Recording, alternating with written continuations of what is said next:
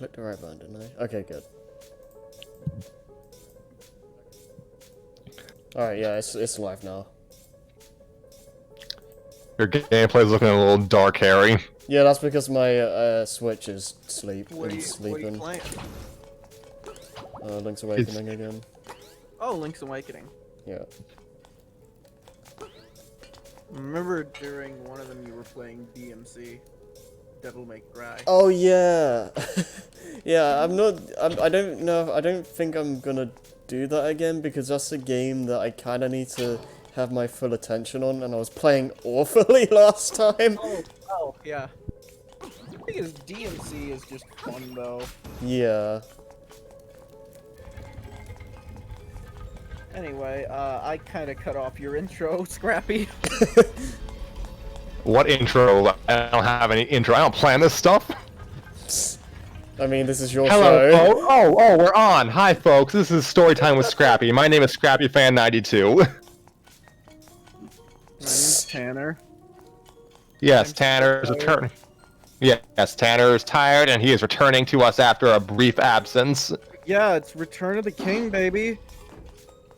Hail to the king, baby. Yeah. With us again, against his will, is Harry. 51? Alright. And Nova. Hello. Hey. We're recording today on a Tuesday because Monday just was not working out for any of us. We're gonna try and Tuesday. I am very tired, so my brain is just gonna be like a roulette wheel of, I don't know, references, I guess. So, It's fine. Tanner's brain usually.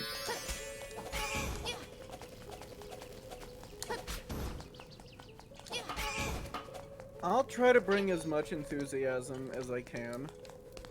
Alright. I'm trying to bring as much of. that's all we ask. Yeah, because I genuinely love like any. And Scrappy has risen from the grave. How do you feel, zombie Scrappy? Whew. Well, Imagine if you were a zombie and you woke up from the grave and your first thing was. "Ugh."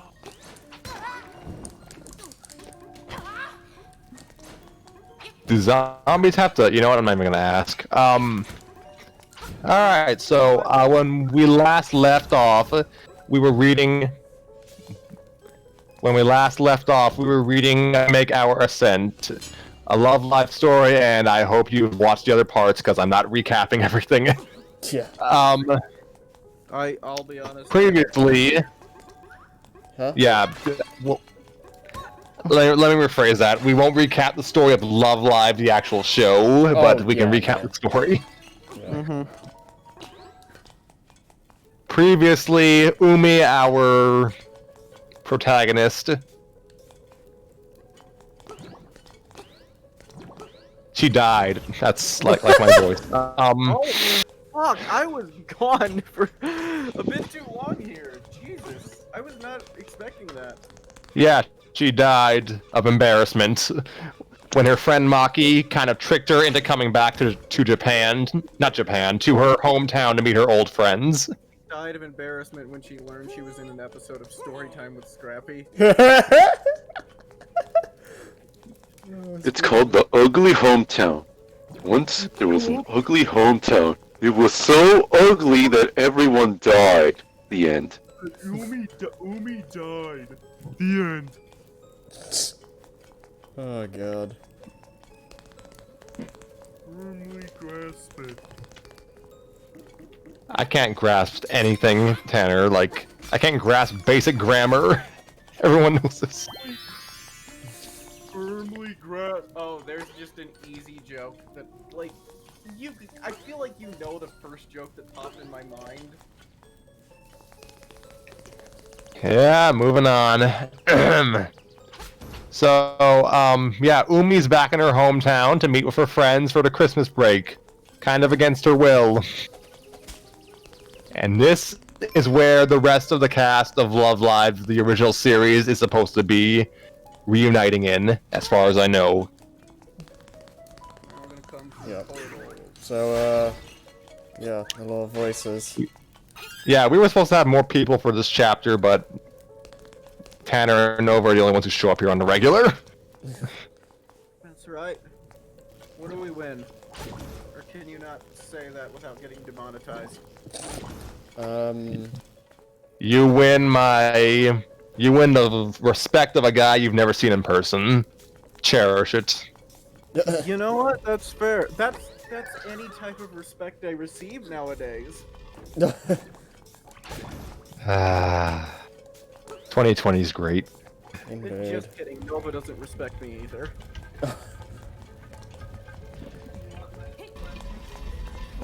I'm recording right now. And with a special guest, we have. Yeah, my mother was asking me a question. She's trying to give me her superior mattress because mine's old. Nice. I was gonna like talk about my mattress, but then I was thinking to myself, I can't imagine asking, hey, what's your favorite episode of Storytime or Scrappy? I like the one where they talked about mattresses. God. At least I'll have something to remember this episode by. The mattress episode, good. Yeah, title it like the episode where we talked about mattresses. What is this show? Wait, listen to this. You ever had a good mattress smack? Good quality mattress smack. We haven't even done anything yet. Let's start the fic before more fucking nonsense continues.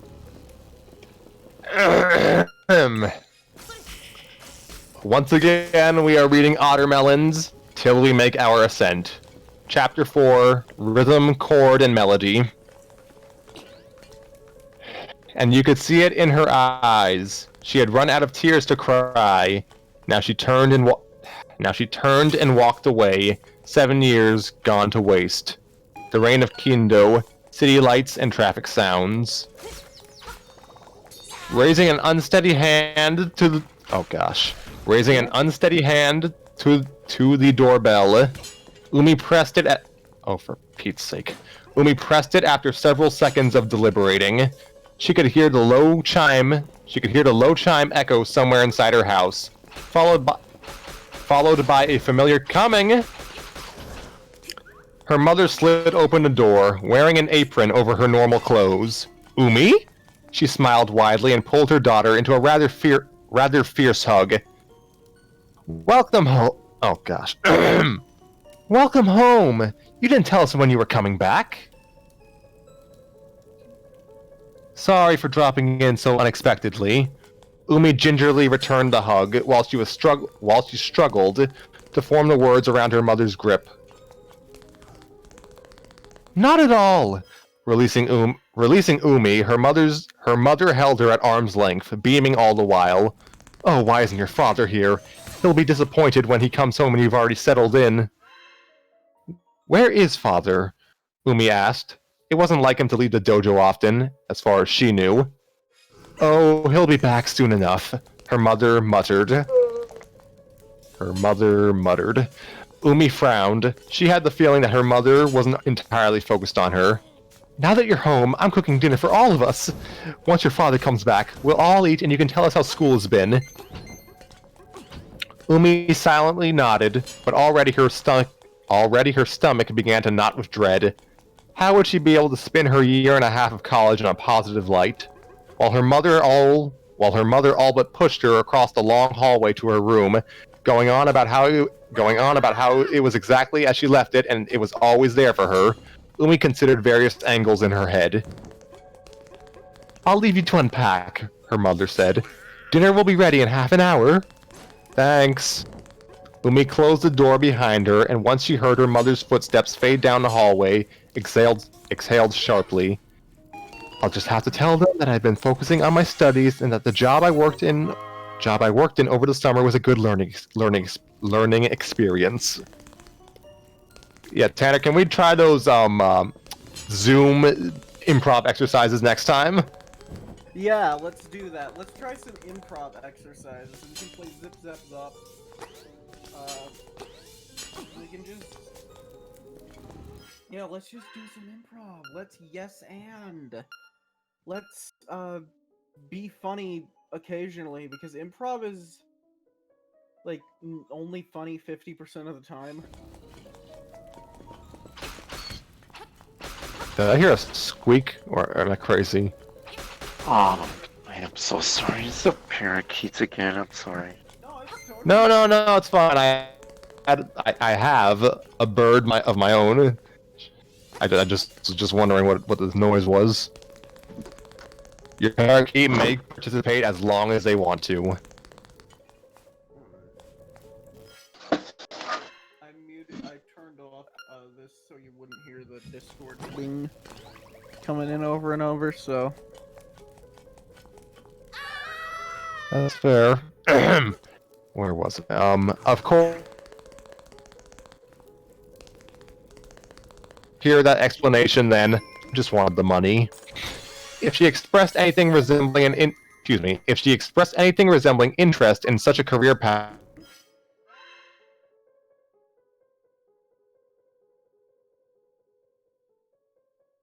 of the family dojo Okay, would be hold on, brought up at least once.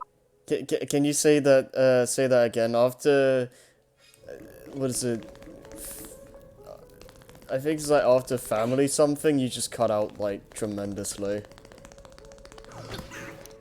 This is an omen for some some shenanigans in the future.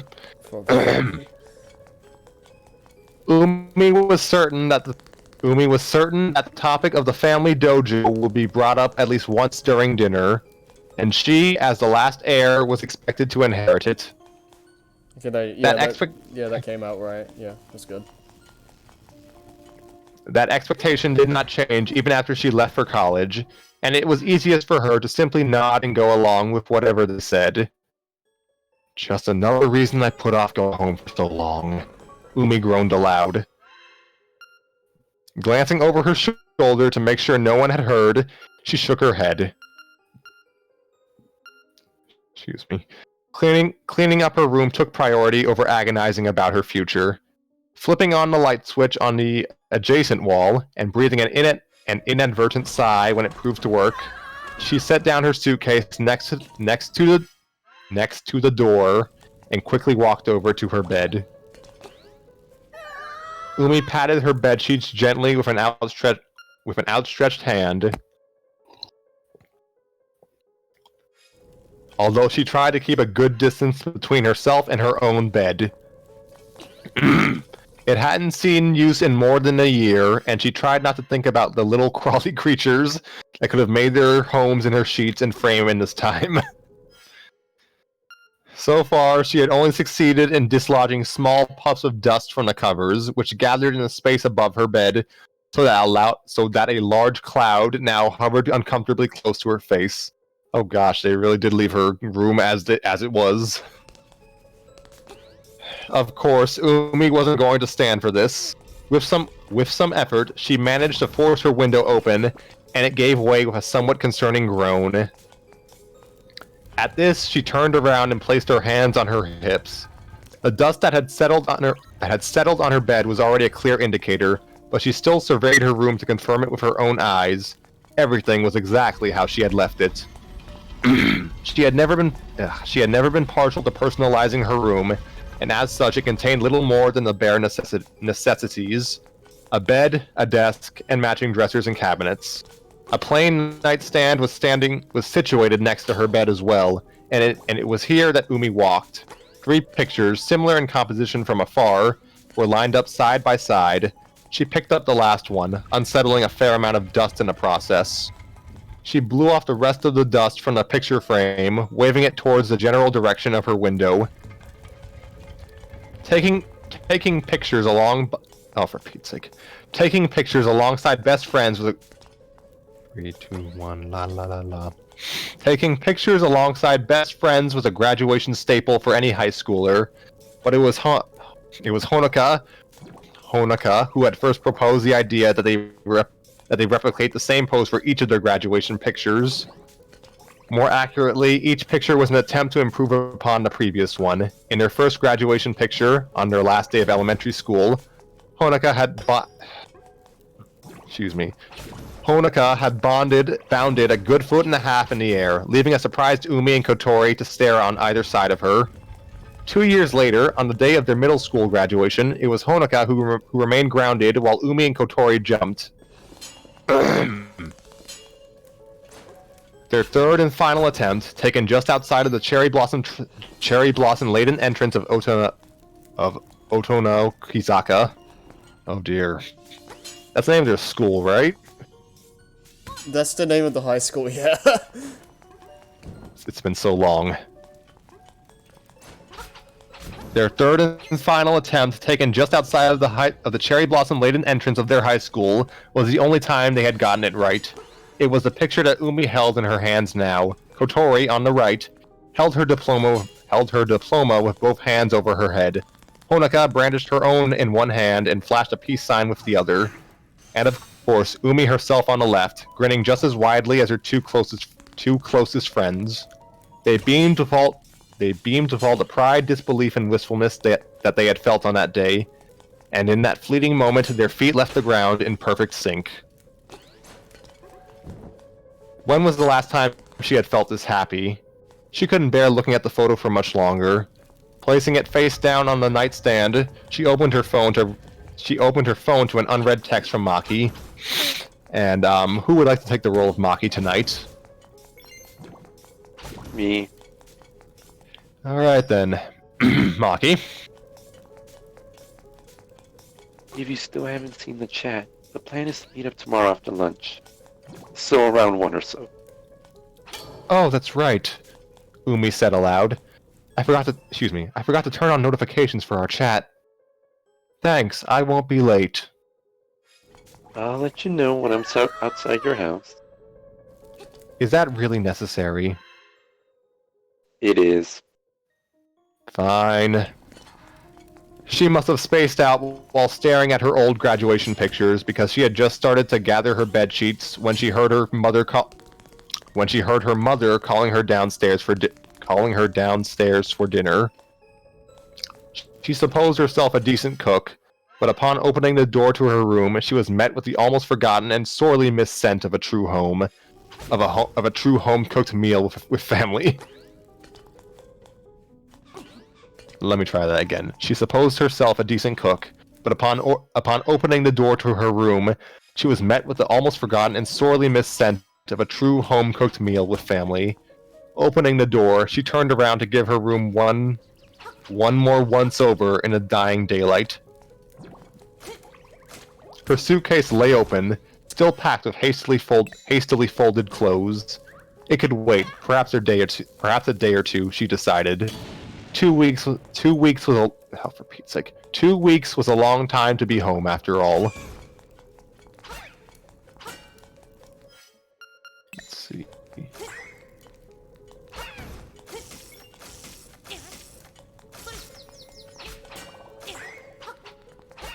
I think that's Maki saying that line.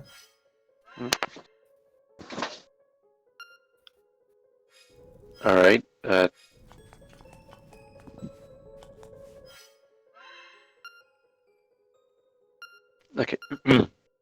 Oh, no, you're Maki, right? Duh. Anyway, we're the last ones here, you know. Everyone's waiting for...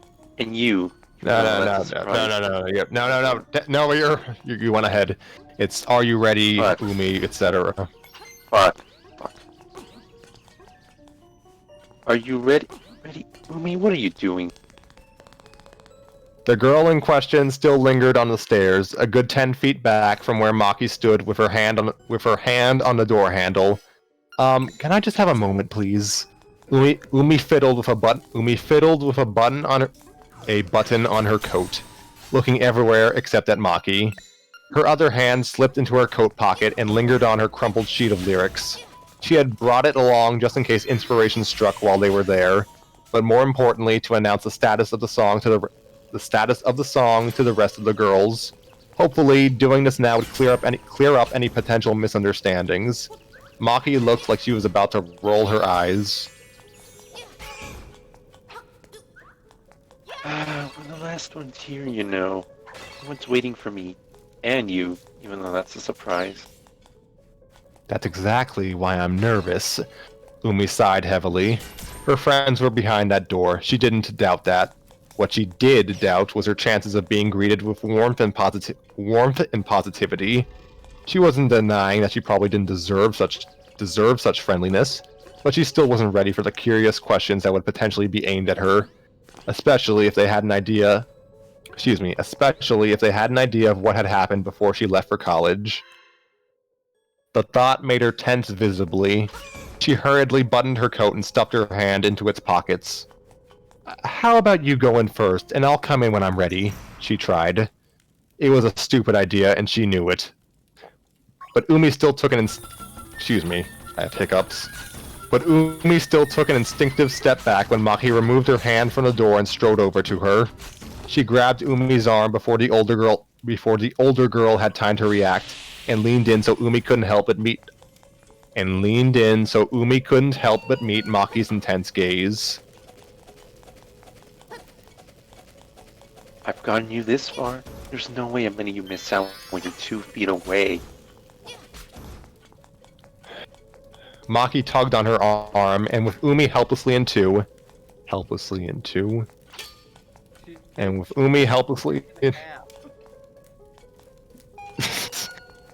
gosh, That's it. That's the fucking end.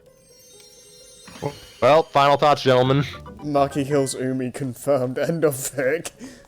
I was not expecting that ending, to be perfectly honest with you. Alright, Someone fine. dropped. I don't know if Nova did that for the gag, or if he just genuinely dropped from the call.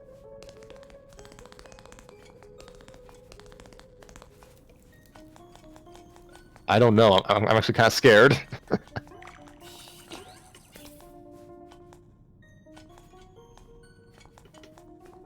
Fuck Nova. I don't know if he did that for the bit or not. I can never tell with him. No, he's a funny guy. He is, but he keeps such a general cool demeanor. I can't tell if he's taking a piss or not. I don't know. If he's doing this, he's dragging out this joke for way longer than it needs to be dragged out. He did mention his internet was bad. That's fair. I dropped out the call randomly earlier. Oh, but those of you listening in right now don't know that. That was from our first attempt. Yep. Yeah, we have multiple attempts. Shit. Nova, Welcome okay, back, Nova. Did your internet Hello. disconnect, or did you just do that for the bit? No, because Scrappy was becoming robotic, so I was wondering if it was my internet. Okay. Because he was fine on my end. We are gonna have a fun night tonight. Yeah. Oh my god, I'm so tired. I guess before we continue, I guess we should properly assign roles for the rest of Muse. Since I'm the only one who understands her depth, I will voice Nozomi. Alright. Let's see. You get the high IQ to understand it. Tanner, you seem like a Nico kind of person, so you can be Nico. Fuck, of course. Of course. You know, I only know Nico because of memes. And Oh, I of don't know course. whether to take that as an insult or not, considering Nico's also associated with, like, Reddit culture. But you know what? I'll take that. Fuck.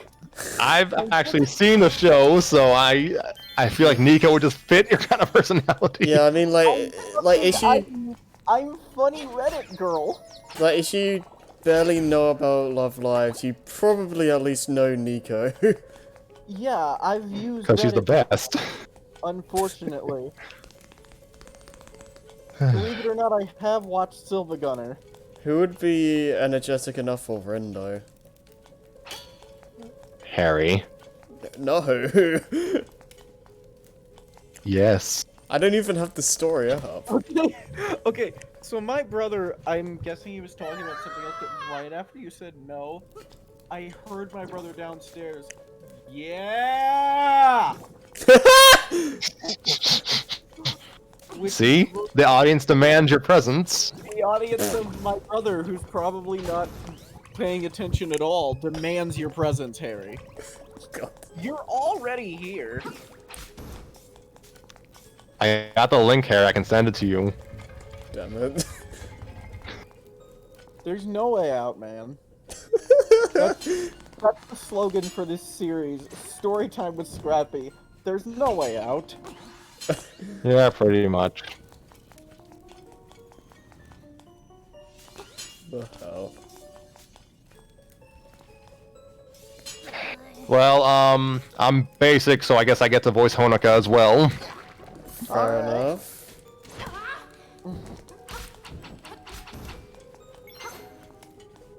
And you guys can fight over Hanayo, Ellie, and, Kotori. Yeah, I have no idea. I definitely know all of those names.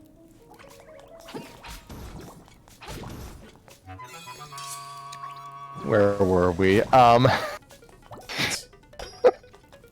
Maki tugged on her arm, and with Umi helplessly in tow, she returned to the door of Nozomi's apartment. Umi's arm fell limply to her side, and after another long sigh, she followed Maki wordlessly, who knocked on the door after Umi caught up. Clearly, her junior wasn't going to give her any more opportunities to second guess herself. Right there?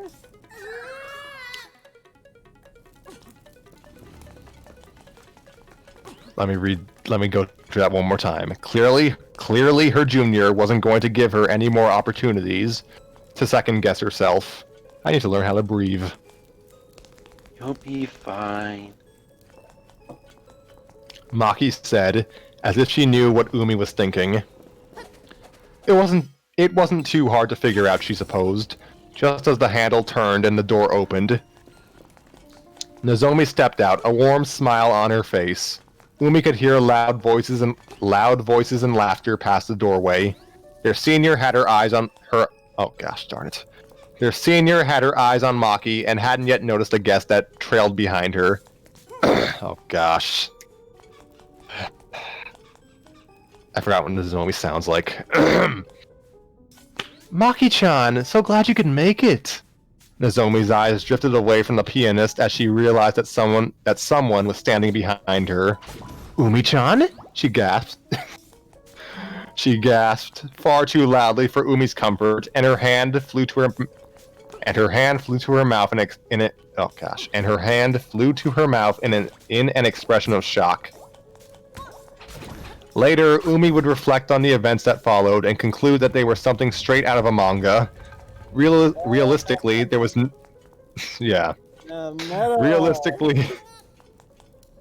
Realistically, there was no way that the girls inside should have been able to hear Nozomi's exclamation, given how loud the chatter and general atmosphere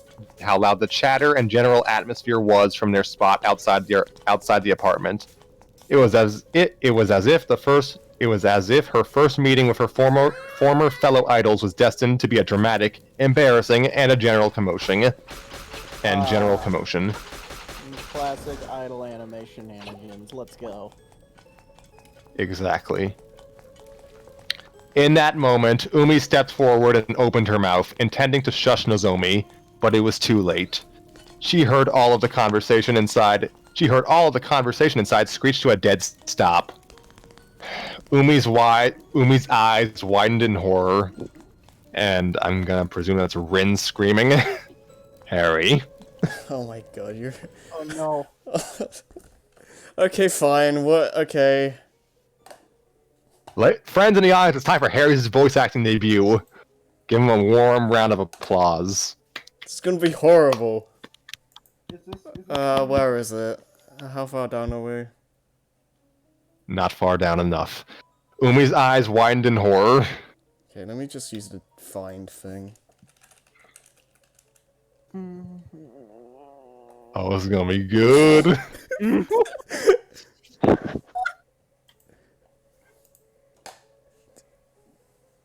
Obi-chan's here? Okay, God, that was A horrible. high-pitched voice. I mean, No. You can do another try if you want to. No, it's fine. no, that was perfect. A high-pitched voice exclaimed, laced with excitement. Rapid footsteps followed, approaching alarmingly close to the doorway. Nozomi saw what was coming and ducked her head, and a moment later, a bright orange head of hair popped out from the top half of the doorway, her mouth open in disbelief. No way! Rin disappeared momentarily.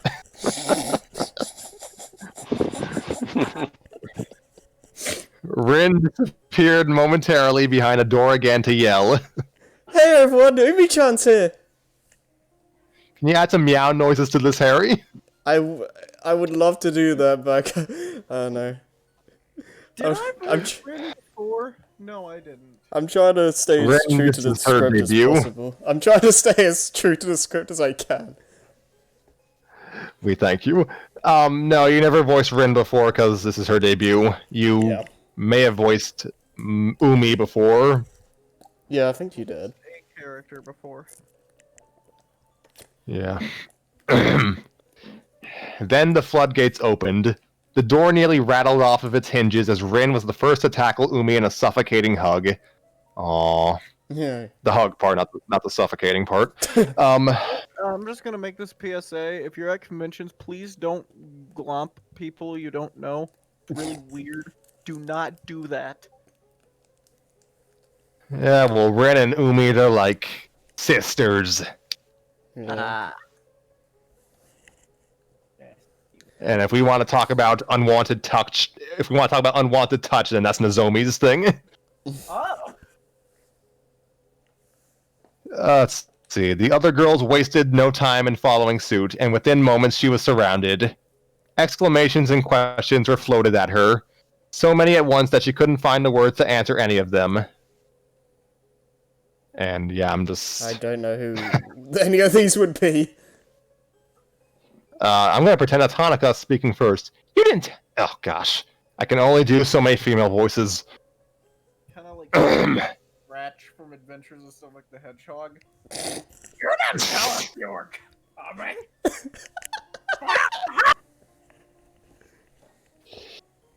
You didn't tell us you were coming.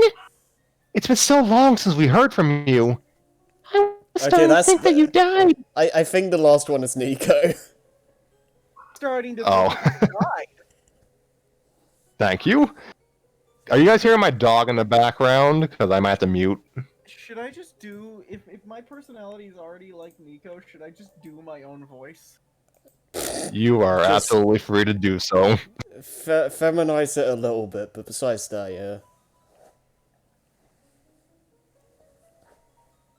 Nozomi was mindful enough to pick up on Umi's helplessness. Again, I can't remember Nozomi's voice in canon. How about we go inside? It's cold out here, and we can catch up with Umi-chan where it's warmer. General sounds of agreement were made, and Umi was ushered inside. As she took off her shoes in the doorway, she glanced over at Maki, who merely shrugged. Told you, the gesture seemed to say. Told me what? Umi wondered, but she couldn't voice the thought as Nozomi pulled her to the apartment's lone couch. Fortunately, all eyes didn't seem to be on her even after the commotion outside, and many of the girls had returned to their places before she had arrived. Hanayo, Rin, and Nico sat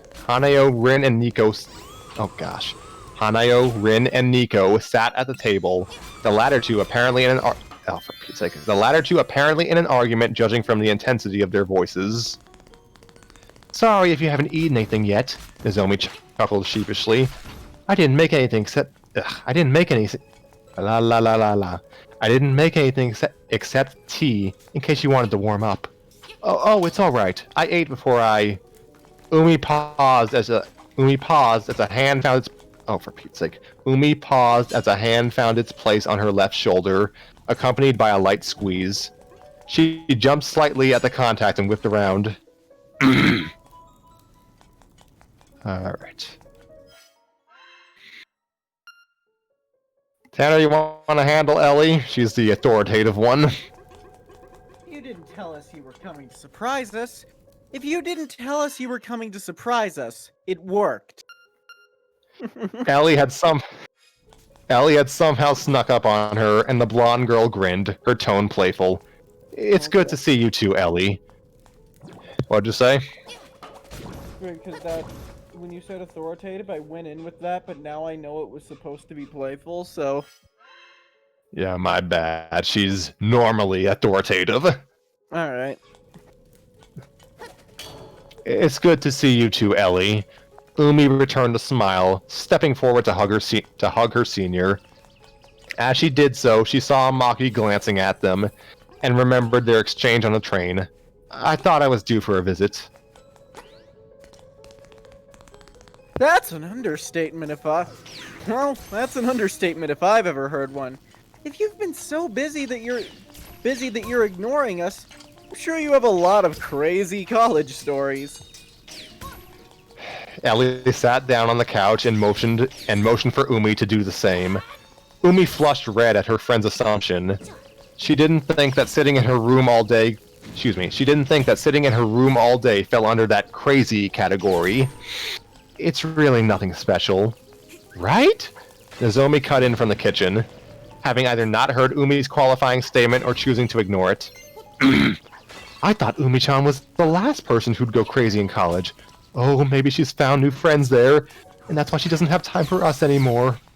She shook her head in what Umi assumed to be mock self-pity. But that's life. This is absolutely on brand for Nozomi. This author has done very well. Alright. I feel like every writer, when it comes to fanfiction, has the one character that they can just, like, instantly just write super well. Yeah, I think that sometimes, and then you get the stories where everyone's just out of character and it's hilarious. Actually, yeah, you're right. Because I think with Scrappy's one, that'll be Junior, probably. Oh, absolutely. With me, that's take a wild fucking guess. Oh, Shrek. Absolutely.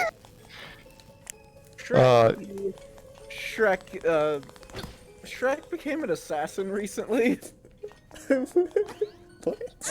Honestly, I'd be fucking terrified if Shrek were an assassin. Get out of my swamp! Yeah, and he's got like big ass hands. He's got big old hulky meat hands. I'd be terrified. He could beat my ass. Well, actually, no. That depends. Am I facing in this hypothetical who would win death battle? All right, Wiz, Boomstick, get on this. In this hypothetical death battle I have created in my head, would I be facing first movie Shrek, back when he's more vicious and angry, or post first movie Shrek where he's calmed down? Because I feel like I'd have a fighting chance against post first movie Shrek, but no, I'm absolutely fucked if I'm fighting pre first movie Shrek. You're facing protective father post fourth movie Shrek, who will absolutely terrify you if you hurt his children. Alright, so I just have to keep in mind not to do that. Okay. What were we talking about again? Love Live. Yeah, that's it. Where were we? Where are you two getting these ideas from? Nothing of the sort has happened. I think my Umi voice slipped into Nozomi. I am so sorry. Umi looked curiously from Ellie to Nozomi and back again.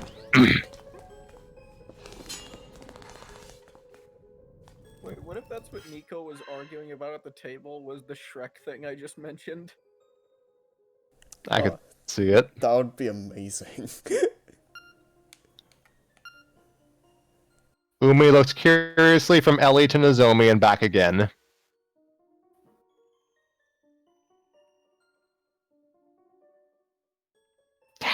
What's your line? No friends? Sorry, I was arguing about Shrek. Nothing, Ellie repeated. Oh, sorry. No? No, you're nothing. I mean, you say nothing. Oh, fuck, I'm sorry, I was thrown off. It's fine. Nothing? No Ellie party? repeated. No party? No.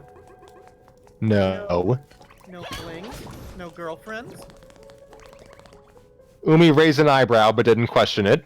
No. No friends? Not really. Umi's ears burned with shame while she tried to focus on the floor. She had hardly been there for 2 minutes and already she was having the same. She had hardly been there for 2 minutes and she had hardly been here for 2 minutes and already she was having the sort of unpleasant conversation that she had been dreading. Then what have you been doing since we last heard from you? Ellie's warm, relaxing demeanor had already begun to give way to something resembling genuine concern, just as Umi had predicted. Instead of answering, Umi turned to Maki, who leaned against the wall next to her. She had been silent since they entered the apartment, her eyes fixed on the table where Nico and her former fellow first year sat. You didn't tell them? Pardon me, you didn't tell them? Nova? Oh. About what? Maki feigned ignorance. About my, Umi glanced at her two seniors again, who were watching her intently. My tendencies. I didn't know how much you wanted me to say, so I didn't say anything. I think I made the right decision.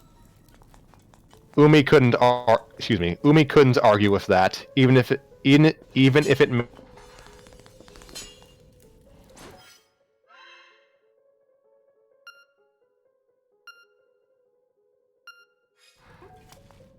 to turn it off. Seconds later, she sat down Seconds later, she sat down on the couch. Oh my gosh. Seconds later, she sat down on the couch's third cushion as she reached across Ellie to hand Umi her tea. Sorry, I just need to take a break for a moment.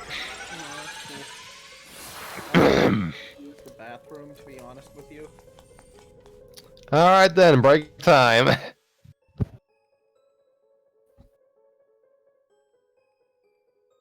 We're about a third of the way done. So, Harry, how's it feel to be a voice actor now? I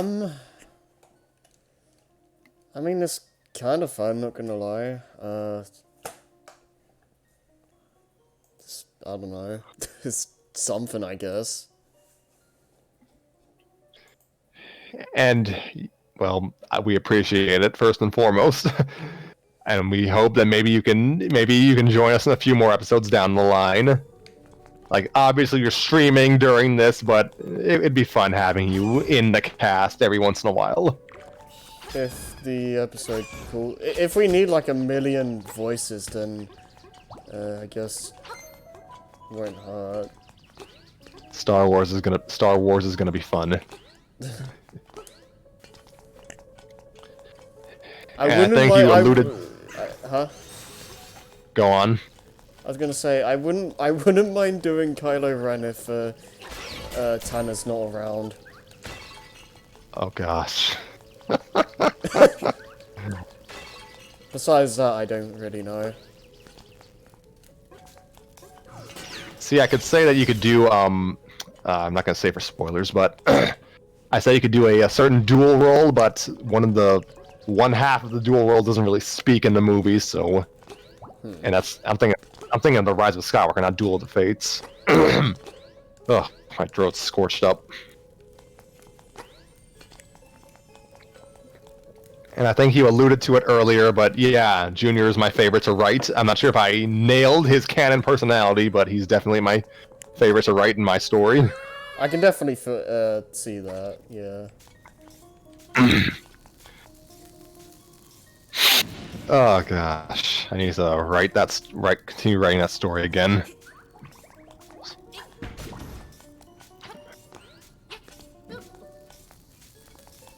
Ugh.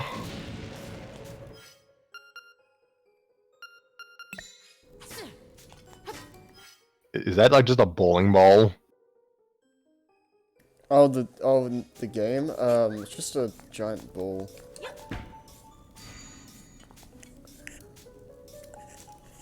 God, this game, this this dungeon is so confusing.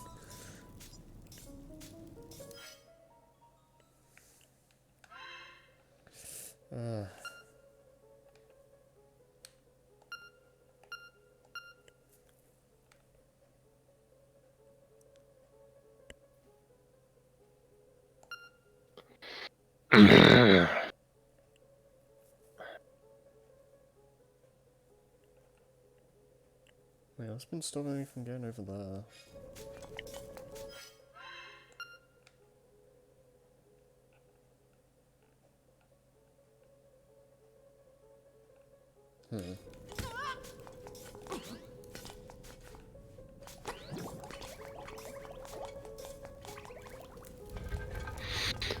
So, yeah, I mentioned this to Harry, personally, but, yeah, it seems like we have at least one outside volunteer for the Star Wars thing, yeah. The Star Wars story down the line. Mm-hmm. Yeah.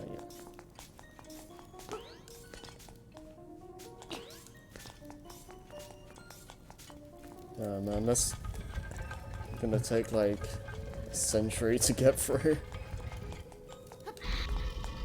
Every Star Wars YouTuber can read it in like 2 hours tops, but that's not happening for us. No, fuck no.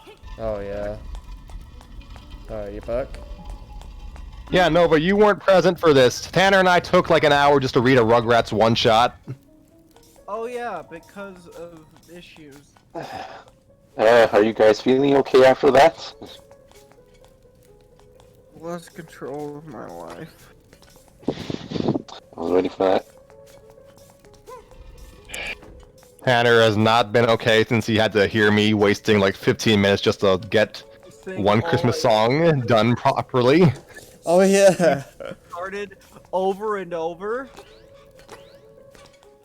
Yep. That was amazing. was an experience. I have just this broken record of Mariah Carey, which is also called "Working in a Retail Store in December." No, you mean working in a retail store in late November. Oh fuck! It's true. Harry, I'm just seeing that one Kirby knockoff just walking into a wall, and it's kind of terrifying me.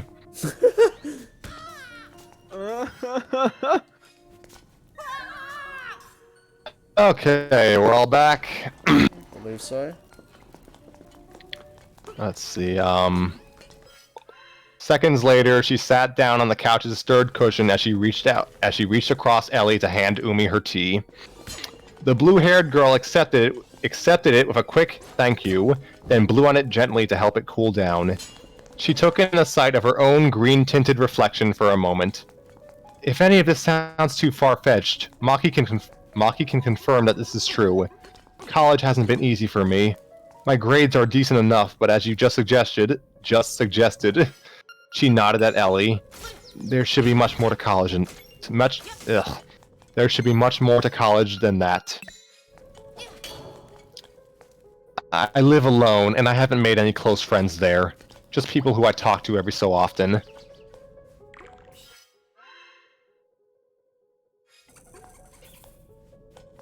Talk to us more. We're always willing to lend you an ear. We're always willing to lend you an ear or give you some support, Nozomi added. Some of us even have a bit more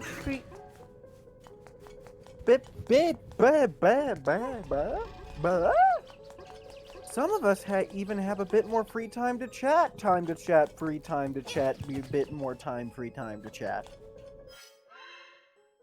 Ellie smiled knowingly. Umi wasn't sure if she was referring to herself or one of the other girls, but she didn't ask. Thank you. It's reassuring to hear that. But you knew, didn't you? Nozomi asked her. You knew... oh, gosh. You knew that we're always... For Pete's sake, you knew that we're always just a text or a phone call away if you need support. Once again, Umi thought. Nozomi has demonstrated her unsettling perceptiveness. It made her shiver at how little she has been... for Pete's sake. It made her shiver at how little she has been able to hide from her purple-haired... from her purple-haired senior. Yes, I knew. Then why... then why haven't you been... Oh gosh, my voice. Then why haven't you been talking to us? Nozomi pressed gently. Because I don't think I deserve your support, Umi said, bowing her head. Me? Ellie began sympathetically. Why ever not? Why ever not? Nozomi finished for her. Umi crossed her arms and shifted her focus to her feet, which swung restlessly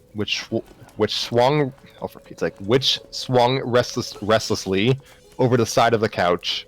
Her mouth opened, closed, and opened again without any sound coming from it in the meanwhile. While she mulled from it... Oh gosh. Her mouth opened, closed, and opened again without any sound coming from it in the meanwhile.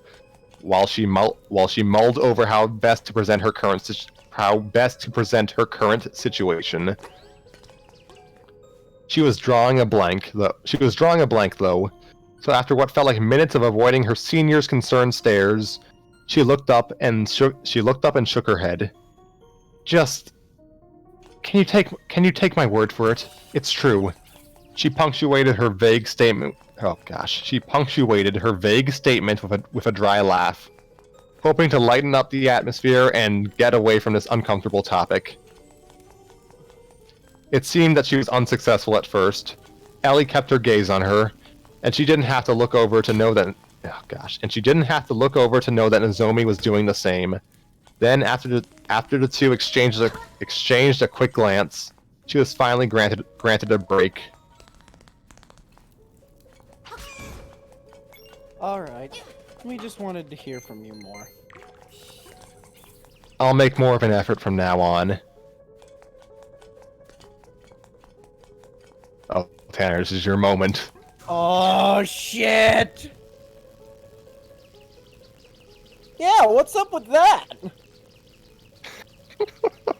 I'm already... Another much... Go I on. can already tell that I'm just into this. Yeah, that's the beauty of fan fiction. That's what this show's all about. Just camaraderie. Bring quality stories and mangling it. Alright, let's go. Another, much smaller hand came down hard on Umi's shoulder. She jumped at the contact, but she didn't have to turn around to know that the new addition to their conversation was her third senior. She did so anyway and saw that Nico had one eyebrow quirked at her. Her mouth twisted in something akin to a smirk and ready to give her hell. Hello to you. I can see it. I was like curious for what you meant, and then I'm like, I see what's going on here. Yep. Hello to you too, Nico. Umi managed. The girl in question responded with a dramatic eye roll before plopping down in the small space that Umi had left on the couch, forcing the other three to make space for her. Seriously? Don't talk so formally. We're not strangers, you know? As she sat down, she removed her hand from Umi's shoulder and slung it across her back, so that there was no escaping for the younger girl. Umi shot her a look. That's just how I speak. So? Nico leaned in. What's your excuse? Umi was about to respond. What now? I'm having fun. That's what we hope to do here. Umi was about to respond with a defensive and possibly scathing remark when she became aware of a small commotion behind her. She turned just in time to catch Ellie She turned just in time to catch Ellie gesturing frantically at Nico, her hand waving rapidly back and forth across her throat in a very clear warning. They made eye contact while Ellie's hand was mid-swipe, upon which the older girl immediately dropped the guilty party into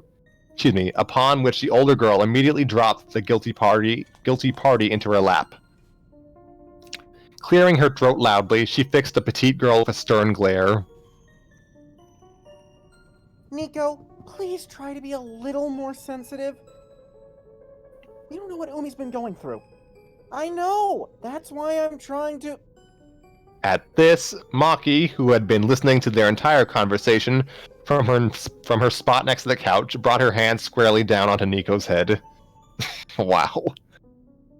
The smaller girl yelped in pain, effectively cutting her off. Ouch! What the hell, Maki-chan?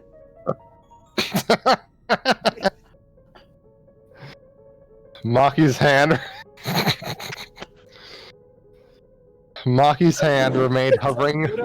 I think that's the best thing. that's the best performance so far. I'm scared of how good I am at just playing this naturally.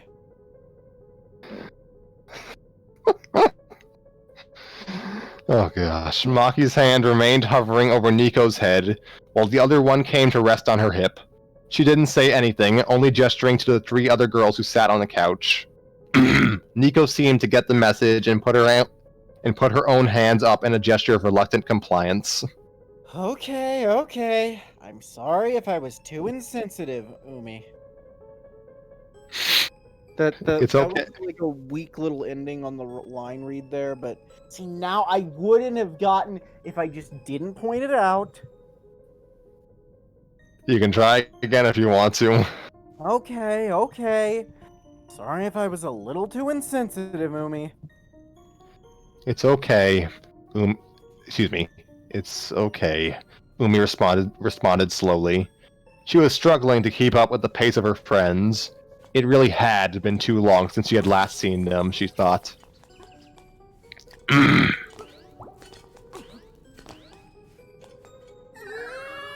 Was that me?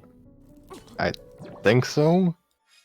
It's too bad Honoka had work today. With the threat of Maki's hand seemingly avoided for now, Nico relaxed into the soft cushions of the couch. Be the closest we've ever been to having everyone together. Sounds like you cut off a bit at the start. Could you reread again? I'm just gonna reread that whole thing if that's okay. Okay. Bad Honoka had work today. It's too bad that I can't fucking pronounce Japanese. I can't pronounce her name either. I've been saying Hanukkah half the time. It's too bad Hanukkah couldn't make it today. I guess all 12 days were just canceled. All 12, it's not 8. It's 8. What the fuck? I was thinking of 12 days of Christmas. Alright. Can someone aminate? What the fuck? Yeah, let's aminate Tana. Please, aminate. Fuck what I was originally gonna say. Can someone Please animate us saying that. Yeah, I was gonna say animate like this as a blooper reel of just Nico screwing up her lines. That'd be great. Oh gosh, it's too bad Honoka had work today. With the threat of Maki's hand seemingly avoided for now, Nico relaxed into the soft cushions of the couch. The closest we've been to having everyone together. Once again, Umi recalled a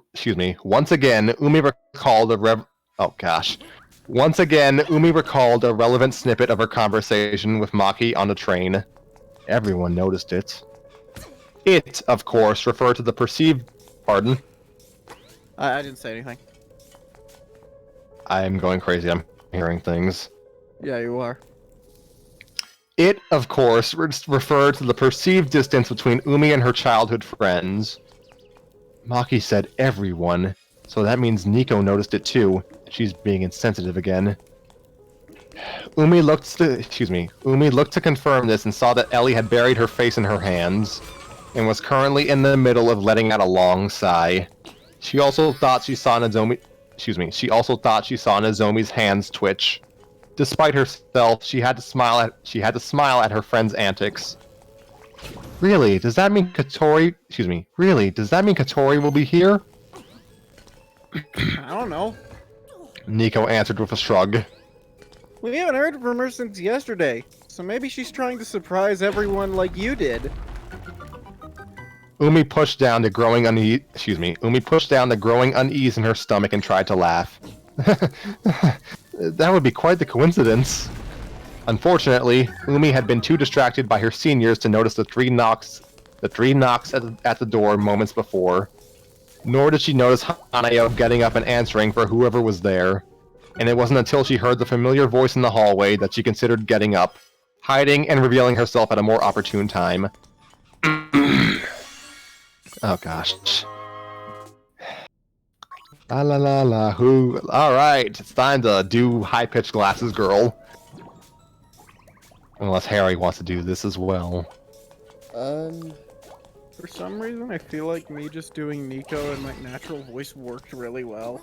Do you want to do it, Nova? Because I feel like you haven't had many voices. Yeah. And you can naturally do a very high-pitched voice. Oh, thank you, Tanner. You're welcome, That is Peach. the most uncomfortable Nova, okay, I just want to say something. No, that's a psychology thing. How do I make this? Please do that again. And by that I mean never fucking do that again. Okay. No! What do I do? Throw this fucking... I got my cup of water. I'm gonna throw this shit out the window. It's not gonna accomplish anything, but it will be an expression of my rage. You do what makes you feel right, Tanner. Alright, no, you know I can't do that on here without getting demonetized. Oh gosh. Anyway, Nova, you have the floor. That's for my own. Alright, where's mine? Let's see, revealing herself at a more opportune time. You must be tired, Kotori-chan. A little bit, but it's okay. No, wait. Wait. I guess I'm Hanayo then. You can be Kotori. Yeah. La la la la la la. You must be tired. Oh gosh. Emergency! That's what she says a lot. You must be tired. Oh gosh, this isn't gonna sound right. You must be tired, Kotori-chan. Hanayo was saying. A little bit, but it's okay. Kotori responded cheerfully. From what Umi could tell, she was still in the doorway, most likely in the process of taking off her shoes. I think I'm pretty used to the train by now. We're all glad you could make it. Good news, everyone. Ugh. Hanayo was leading Kotori past the kitchen, and Umi saw her first as she turned to the rest of the girls with a bright smile. We have 2 surprise visitors today! The general cheer in the room was revitalized at this announcement, and most of the girls got up from their seats to greet Kotori. Umi, however, remained rooted in her spot, her leg bouncing in nervous apprehension.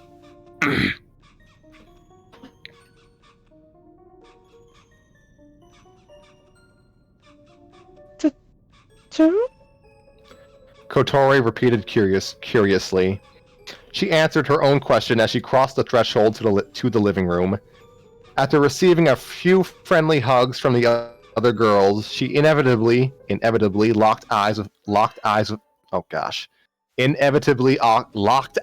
Umi, who hadn't moved from the couch. Umi was still mentally unprepared, but Kotori Kotori reacted almost immediately. She giggled. Oh, for Pete's sake. She giggled, breaking out into a warm smile. Umi-chan, did you steal my idea? She found that she could only stare wide-eyed. Her mouth hung open, but no response came. Hanayo beckoned for Umi to get up. We're almost all together now. Isn't this great? Isn't this great? Umi wasn't sure if she agreed, but if anything, the inviting smile that Kotori beamed at her told her. Umi wasn't sure if she agreed, but if anything, the inviting smile that Kotori beamed at her told her that maybe she was worried for nothing.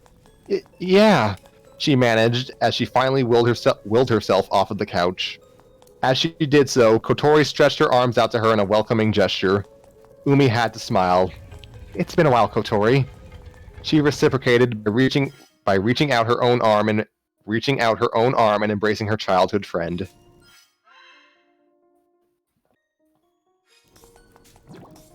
It's very nice to see you, Umi-chan.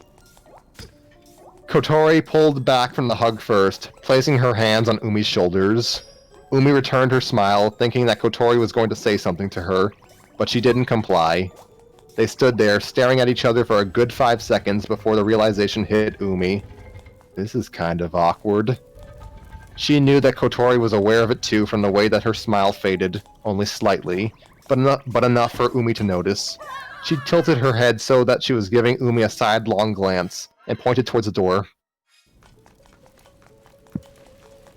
Why don't we go outside?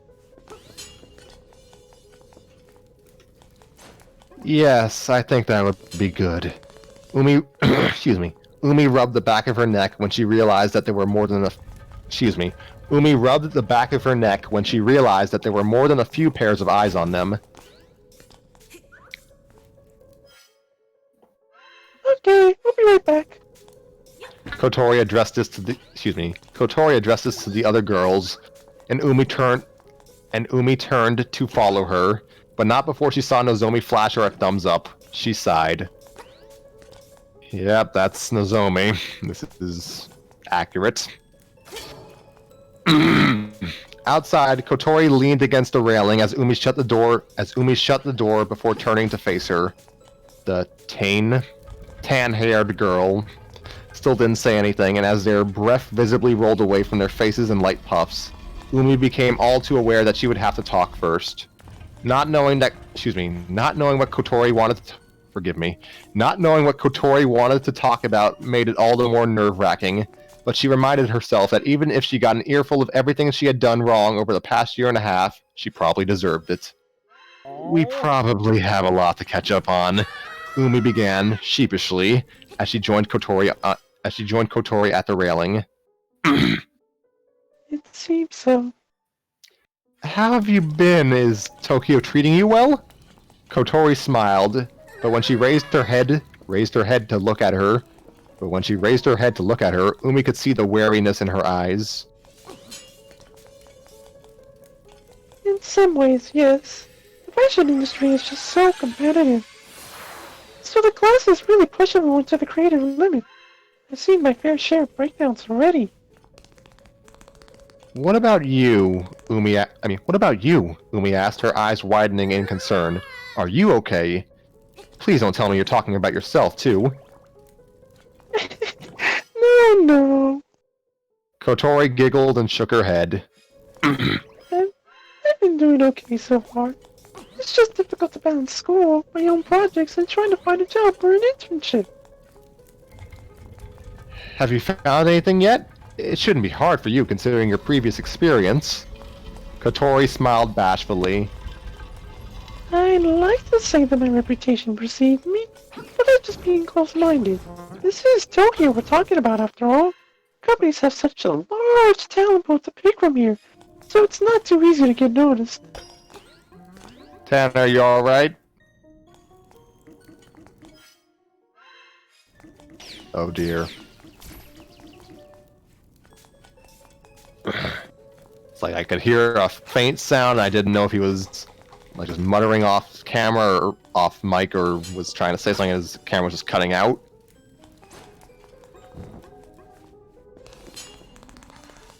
Tanner, welcome back. You okay? There we go. I'm alive again.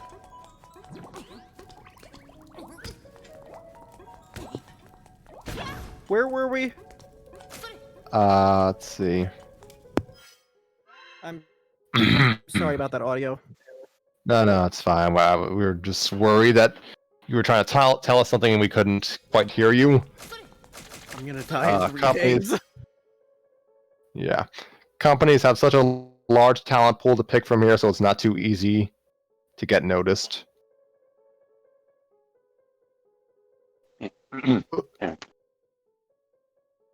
Companies have such a large talent pool to pick from here, so it's not too easy to get noticed.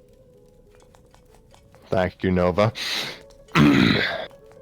Umi tried to reassure Kotori by placing a hand on her shoulder. I don't know much about working in fashion, but I'll be there for you if you need the support. She hesitated at this, wondering briefly if Kotori would want to hear her next words, but she steeled herself. Even if you need someone to try on one of your outfits, I'll do it. Really? Kotori giggled. The success was away from me, though.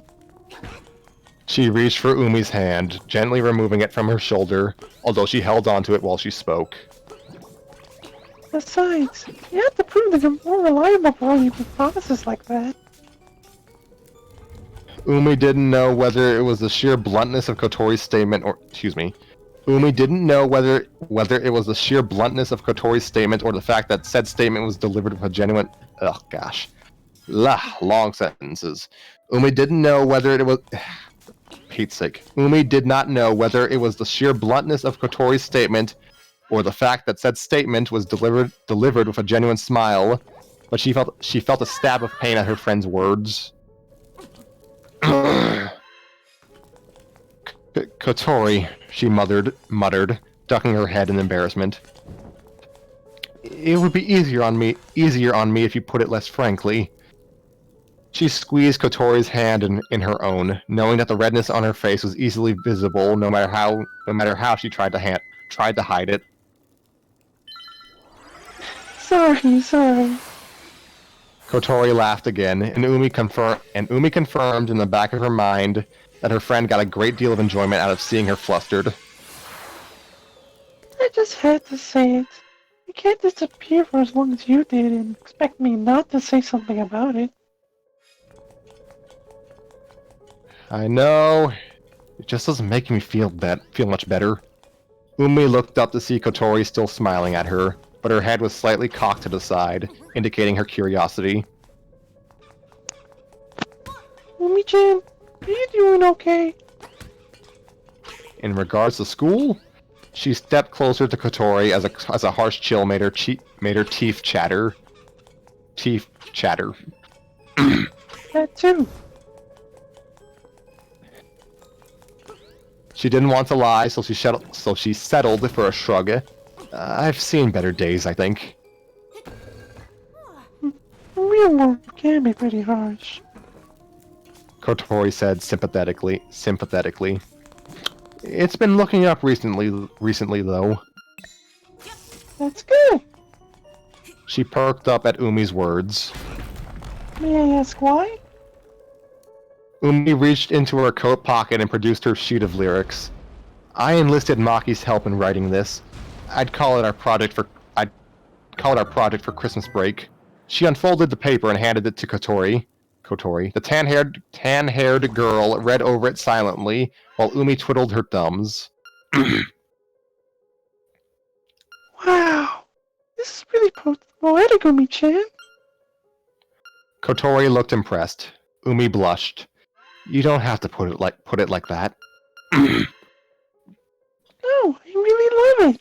Has Maki-chan started writing the music for it? Kotori squinted as she brought the paper closer to her face, presumably to read the many scribbles written in the... Oh gosh. Kotori squinted as she brought the paper closer to her face, presumably to read the many scribbles written in the margins. Not really. She wanted me to give her the framework before she started. You're writing the music too? Kotori asked, surprised. Umi hurried to reassure her. I only have a small part in it. It really isn't anything special. I'm sure it will turn out wonderfully. I can tell you still have a talent for this. Kotori gave her another teasing smile and indicated the lyrics by offering them back to her. Do you mind if I ask who it's about? Why would you assume it's about someone? Kotori shrugged innocently.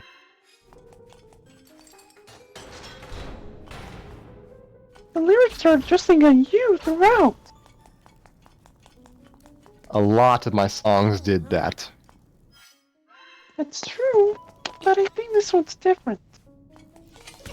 Kotori said knowingly. Why? Between this and Maki's previous observations, Umi was beginning to wonder just how transparent her own motives were.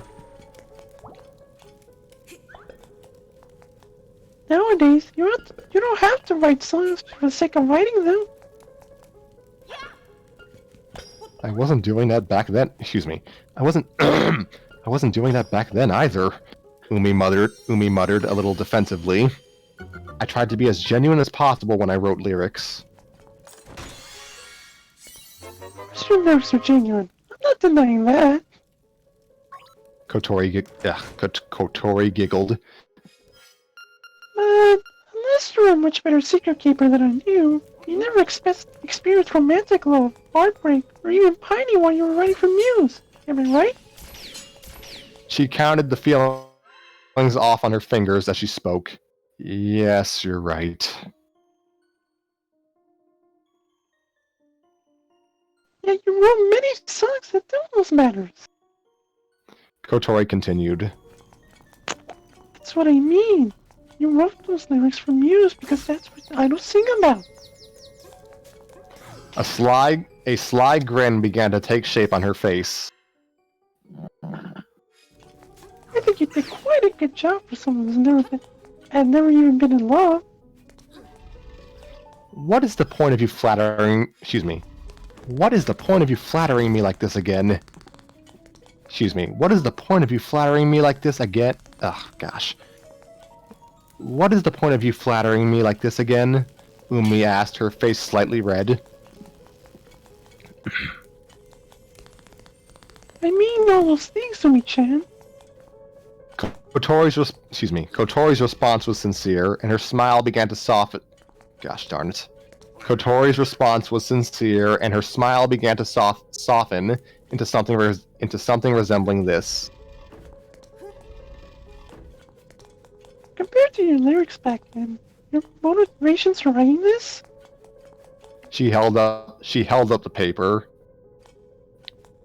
Must be quite different. I want to say you've really grown from the last time I saw you.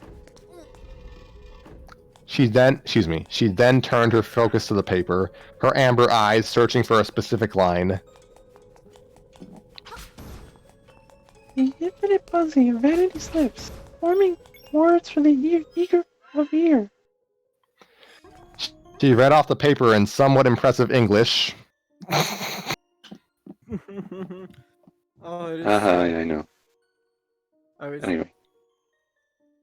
No, it's just funny because this is basically a dubbed fanfiction. This is. Welcome to Real Time Fan Dub Fanfic Edition. I didn't know that was possible. Anyway. I can't begin to imagine what inspired you to write a line like that. Excuse me. Why must you read it aloud like that? It's embarrassing. Another giggle. It's going to be sung aloud eventually, right? Umi sighed. Well, yes, but once it's a proper song, not all the for Pete's sake. Well, yes, but once it's a proper song, not all the focus will be... Oh my gosh, hold on. Umi sighed. Well, yes, but once it's a proper song, not all the focus will be on the lyrics. I wish wish that wasn't so. There. Kotori hummed to herself, searching for the right word. Very heartfelt. She finally settled on. I certainly tried in that department, Umi admitted with a chuckle. They sort of came to me all at once one night. I'll never understand the creative process. Kotori's laugh mirrored Umi's own. She leaned in slightly, lowering her voice by just a notch. If you don't mind me asking, they seem very personal. And I would guess that it's a scripted of your own experiences you left home? Umi rubbed her hands together, partly as a reaction to the cold and partly as a display of her growing embarrassment. Maki said something similar about them. To answer your earlier question, I don't know if it's really about someone in particular. But you wrote the song yourself. Yes, but the inspiration for it was sort of vague in its own right. Kotori responded with a thoroughly confused stare. So Umi gave her a condensed version of her recurring dreams and how they served as a backdrop to the creation of the sheet of paper that Kotori now held in her hands. Kotori was silent for a long stretch of time after Umi finished her account. Are you sure you're okay, Umi-chan? Umi was ready to respond. Umi was ready to respond in a Umi was ready to respond in a half-positive manner again, but she couldn't bring herself to brush off the matter a second time. She took a deep breath, deciding that Kotori was genuinely concerned, so she deserved a genuine answer. Honestly, I don't know. The past month has been slightly better. Since writing this song gives me a purpose to do something. Before that, she hesitated a moment, wondering if she should just leave her sad state to Kotori's imagination. She decided against it. Before that, I was just going through the motions. Once again, Umi felt a hand on her shoulder. And you've been going through all this without telling any of us? It sounds ridiculous, I know.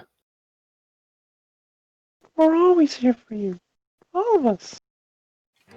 Umi looked away. She found she couldn't hold the other girl's intensely genuine stare. Is that true? Of course it is. Kotori looked somewhat taken aback. Why would you think otherwise? Umi bit her lip and ran her hands across the cold metal railing that separated them from a 20-foot drop to the street below. She was silently thankful that Kotori was so patient. Her friend didn't say a word while she took her time in answering.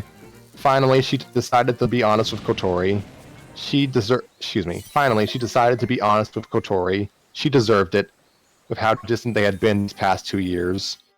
You should know why, Kotori. She shut her eyes, hoping that she wouldn't have to elaborate, though it was a foolish hope. Because of you and Honoka-chan? Yes. In the silence that followed, Umi tuned into the chatter that emanated from inside the apartment. She wondered whether they were talking about her, and made a note to establish to everyone that she and Kotori were on good terms once again. Honoka, on the other hand, was a different matter entirely, one that remained to be seen. When Kotori's response finally came, it was quiet and serious. You really are too hard on yourself. I think my punishment was well deserved. I can see why you shut yourself off, but the amount of time that you did was a little extreme. Umi rubbed the back of her head, averting Kotori's gaze once again. Time just flies by after high school, I guess. The weight of Kotori's observant stare left her, and she turned to see a sad smile take its place. That's true. But being alone for that long can't be healthy for you. Don't remind me. Umi muttered. Umi muttered, perhaps a little too sarcastically. Perhaps you're right. It was a little extreme of me. So, stop talking to us because you're gonna forgive yourself for what you did to Honoka-chan? More or less, yes. What does that have to do with the rest of us? It has everything to do with the rest of you. Umi responded, her voice quiet. I couldn't carry on as if nothing had happened, because it would just hurt her even more. Not only that, but I knew that you girls would take her side if word got out about us. It would be the right thing to do, since I was certainly in the wrong. I don't think completely closing yourself off was much better for her. Or for you.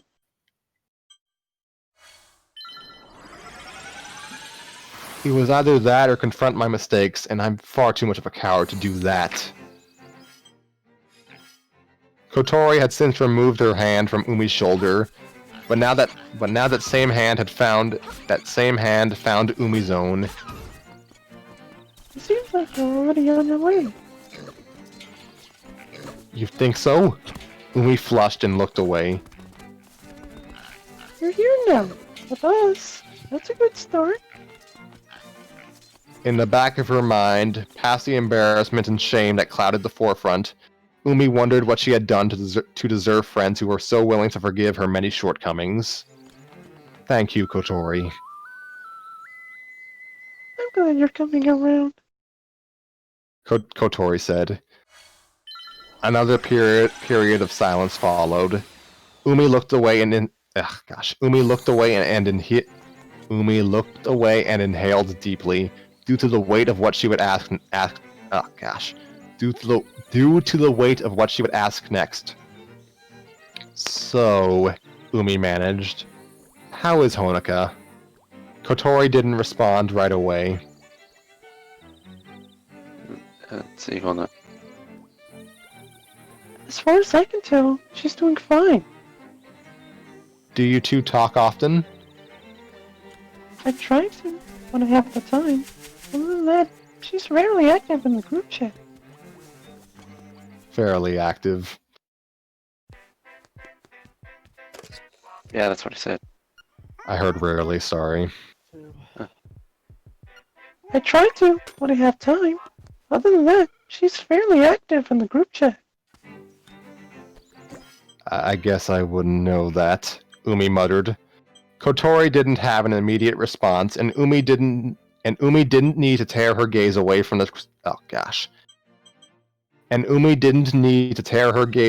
cityscape to know that Kotori was staring at her again.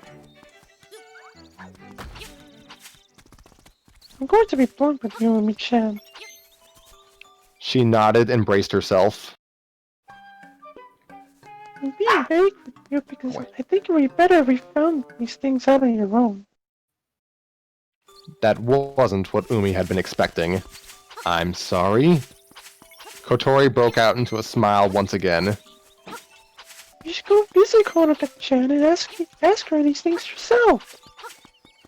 What? Umi stiffened immediately. I couldn't. Why do you think that's a good idea? I don't think it's a good idea. I know it's a good idea. Kotori's smile didn't waver in the face of Umi's obvious disapproval. Well then, how do you know? She still wants to see you again. She told me. Umi took a deep breath, her heart still racing from her outburst moments before. Similarly, her mind whirred as numerous Honoka-centric scenarios played out in her head, seemingly all at once. Not once had she considered that her relationship to Honoka was, at the moment, anything remotely close to positive. Are you sure? She asked warily. At this, Kotori crossed her arms and frowned.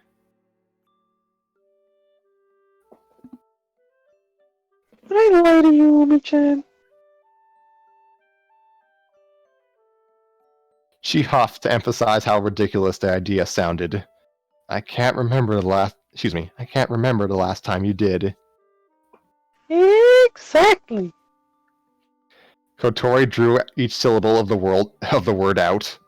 As she spoke, she reached out her hand and pressed a. Excuse me. As she spoke, she reached out her hand and pressed a gentle yet firm finger into Umi's forehead. I need you to get this into your head, Umi-chan. I know how stubborn you can be. Umi crossed her eyes to stare at the finger that was intruding into her personal space, but otherwise did nothing. Okay, she sighed. I'll visit her. I have your word? Umi glanced from Kotori's finger to her expectant face. Yes, you have my word, she answered after some hesitation. Wonderful! Kotori removed her finger from Umi's forehead, and Umi found herself breathing a quiet sigh of relief. What does tomorrow sound? Umi's eyes widened. That's far too soon! What happened to your word? Kotori pouted. The sooner you visit her, the better. Otherwise, you might just try to make excuses and put it off. That's...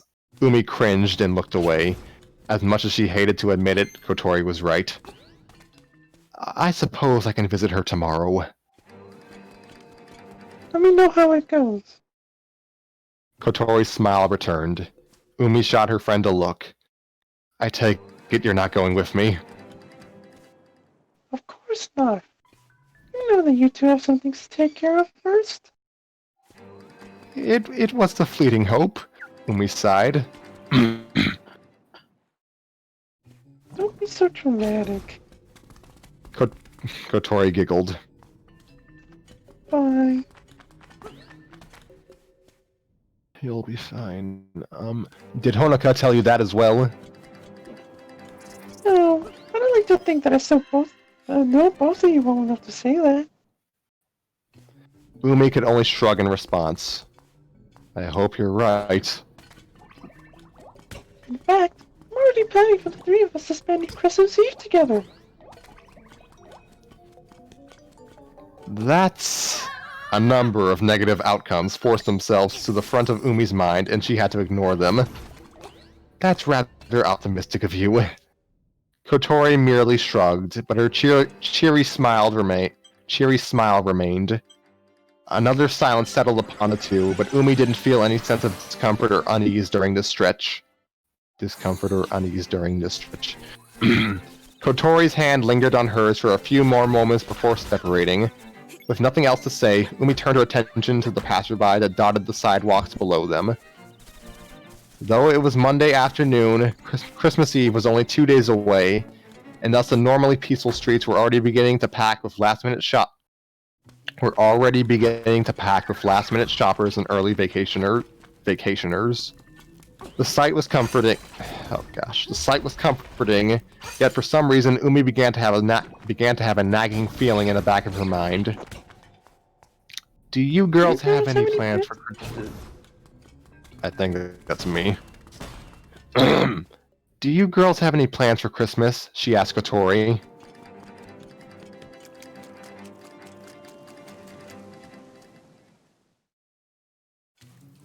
I mean, I'm pretty sure I was Kotori. Yeah, you're Kotori, I'm saying, but the first "do you girls," that's Umi's alright. line. Alright. Alright. Let me try that again. Alright. Do you girls have any plans for Christmas? She asked Kotori. We were talking about seeing the Christmas lights once we're all together again, but that's about it. You didn't plan any gift exchanges? Not this year. I just know I was feeling particularly selfish this time around. Kotori giggled at her own joke. Really? I couldn't tell you why. Was it because everyone assumed I wouldn't be here? Umi raised an eyebrow. That might be it. Kotori said. Her voice hitched with Her voice hitched with surprise, as if this was the first time this thought had crossed her mind. Umi sighed. I suppose it's fine. I wouldn't want everyone to change their plans just because I'm here.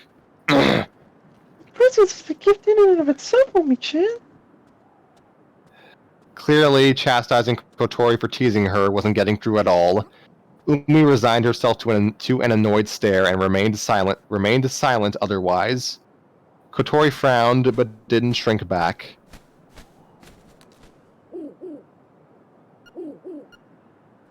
You cut off. Pardon me. Clearly, chastising Kotori for teasing her wasn't getting through at all. Umi resigned herself to an annoyed stare and remained silent otherwise. Kotori frowned, but didn't shrink back. It's true! At the very least, you surprised us all. We're starting to worry that you were gone for good. I was thinking the same thing. Umi chuckled dryly. It seems like inspiration struck at just the right time. It's one way to look at it. Kotori's reply was cryptic, and she didn't give Umi a chance to probe into it. By the way, do the others know what you're up to?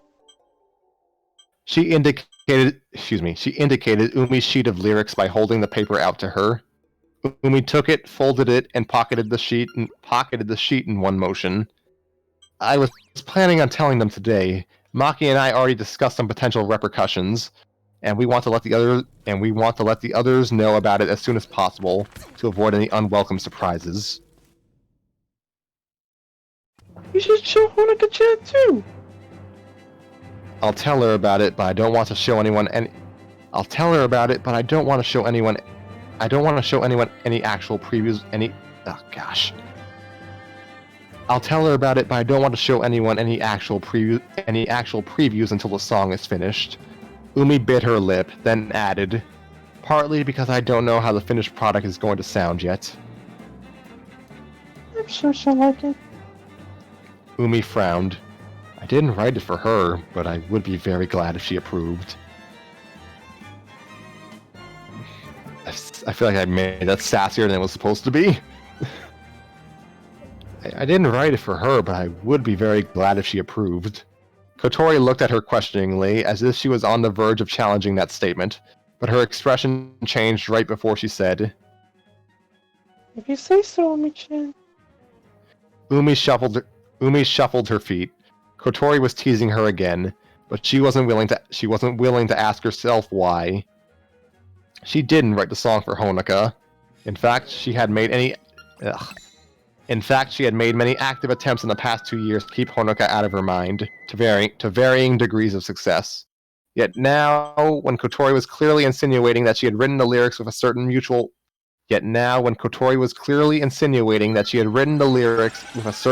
friend in mind, she couldn't deny it outright.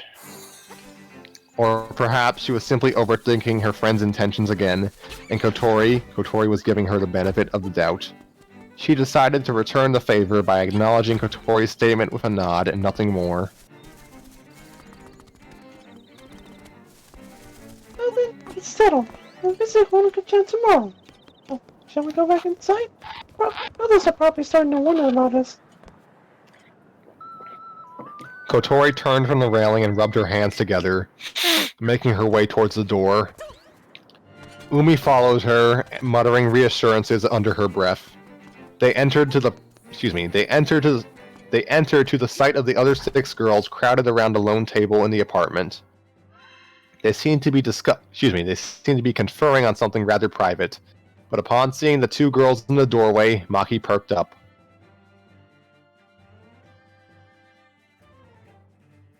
Oh good, you're back. She said. I was just telling them about the song. Oh gosh, why does this author hate my vocal cords? I think it's wonderful that you're still writing songs. Hanayo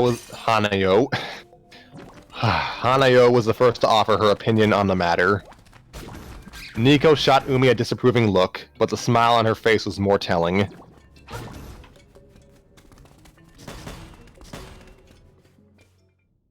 Shit. Sorry. I Let me get into it. So you're not writing it as a Kickstarter? Kickstarter? Canadian now. So you're not writing it as a Kickstarter to your solo project?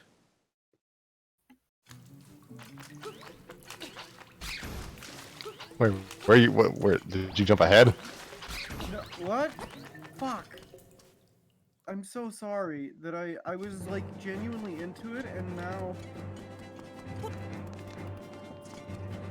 Hold on. Where were Nico shot out Yumi? Big smile on her face was more telling. It's a good thing Maki-chan told us about it now. I would have been pretty shocked if I was surfing the net and saw idol forums talking about a U's comeback with leaked previews of our new song.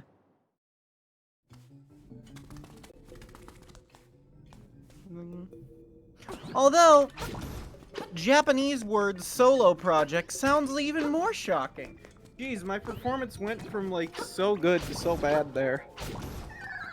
You're enjoying this too much. Yes, I am. Oh gosh, Nozomi. I'm I'm really excited to hear it. Live instruments. How cool is? Oh gosh, I'm done. I'm really excited to hear it. Live instruments? How cool is that? Nozomi sighed wistfully. It's so new, but somehow so nostalgic too. Umi took in the positive reception, but was unable to formulate an immediate response.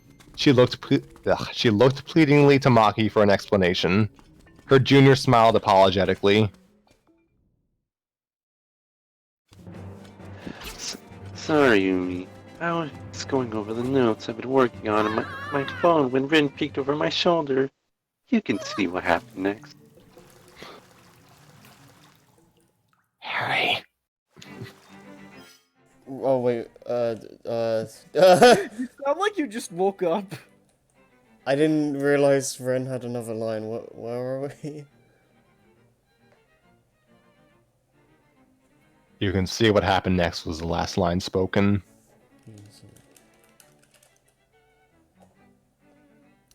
I don't really know what jazz sounds like, but I bet it's gonna be super cool. As if on, God, that was bad. as if on cue, Rin's voice sounded awfully close to her ear. Umi jumped slightly and whipped around to see Rin awfully close to her face. I hope so too, Umi chuckled nervously, then cleared her throat, not unlike the author reading this. Not unlike the person reading this. Yeah, I wrote the story, by the way. Oh, that would be a massive plot twist. Put more Nico scenes in. I need more to do. God. If it were up to me, this would just be a Nico story with Yoshiko from the second series. I would, I would like to see you actually write that. I'd like to see how that would go. I'm considering it. Everyone, I don't know how much Maki has told you yet, but I'm trying to keep this under the radar. As Nico said, I don't want word to get out that this is a Muse project because it's not.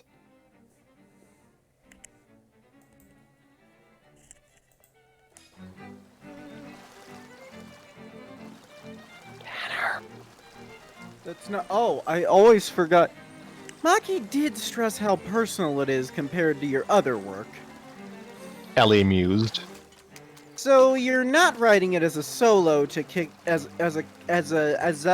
my brain. So you're not writing it as a Kickstarter to your solo project. Nico asked. Trying to grasp what English was again. Firmly grasp it, Tanner. Firmly grasp it. Firmly grasp it, Umi. Firmly grasp it. Umi waved away the possibility. No, I don't really plan on promoting it outside of the advertisements that we may have to do for musicians. Oh gosh, that's too fast. Outside of the advertisements that we may have to do for musicians who would record the backing track. Its popularity isn't a factor to me.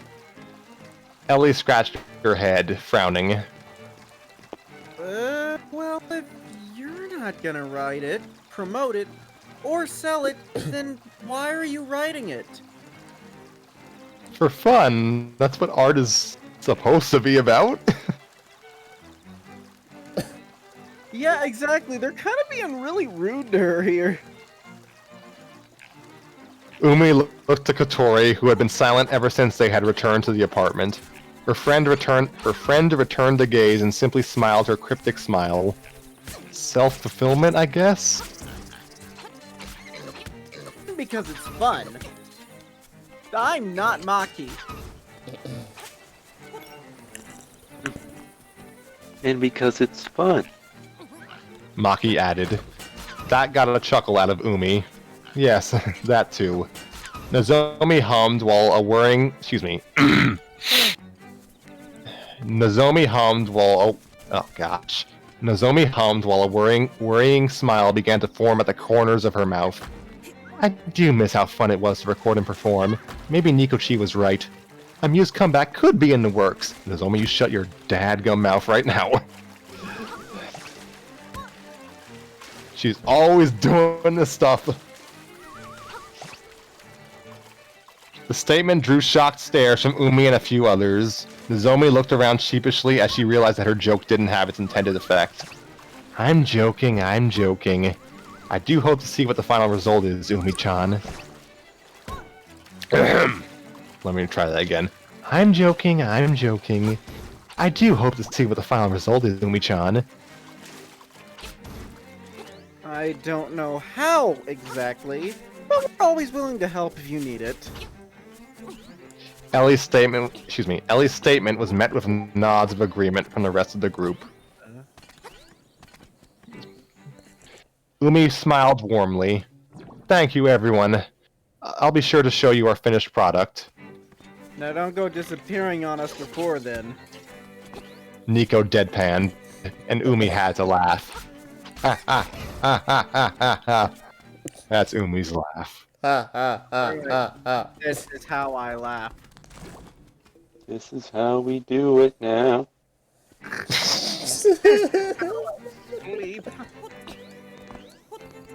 Umi stood in the doorway once again. This time, she waited for Kotori, and Maki as the latter two put on their shoes. Without realizing it, they had stayed the longest as the other girls trickled out, individually or in pairs. Umi was the subject of many a loaded question from the girls on their way out, ranging from, I'll see you again soon, right? To, are you free on Christmas Eve? She had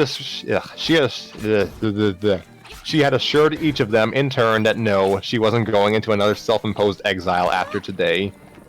The foyer was silent until Maki slipped on her right shoe and spoke up.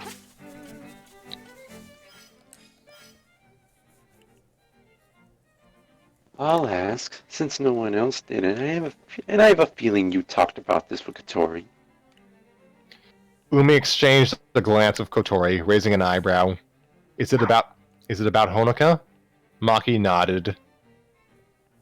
Are you going to show her the song too? I probably will when I visit. I probably will when I visit her tomorrow. Tomorrow? The surprise in Maki's voice was evident. Are you excited? Umi grimaced. Nervous might be a better word. You might have your own reasons, but I think she'll be happy to hear about it. Okay.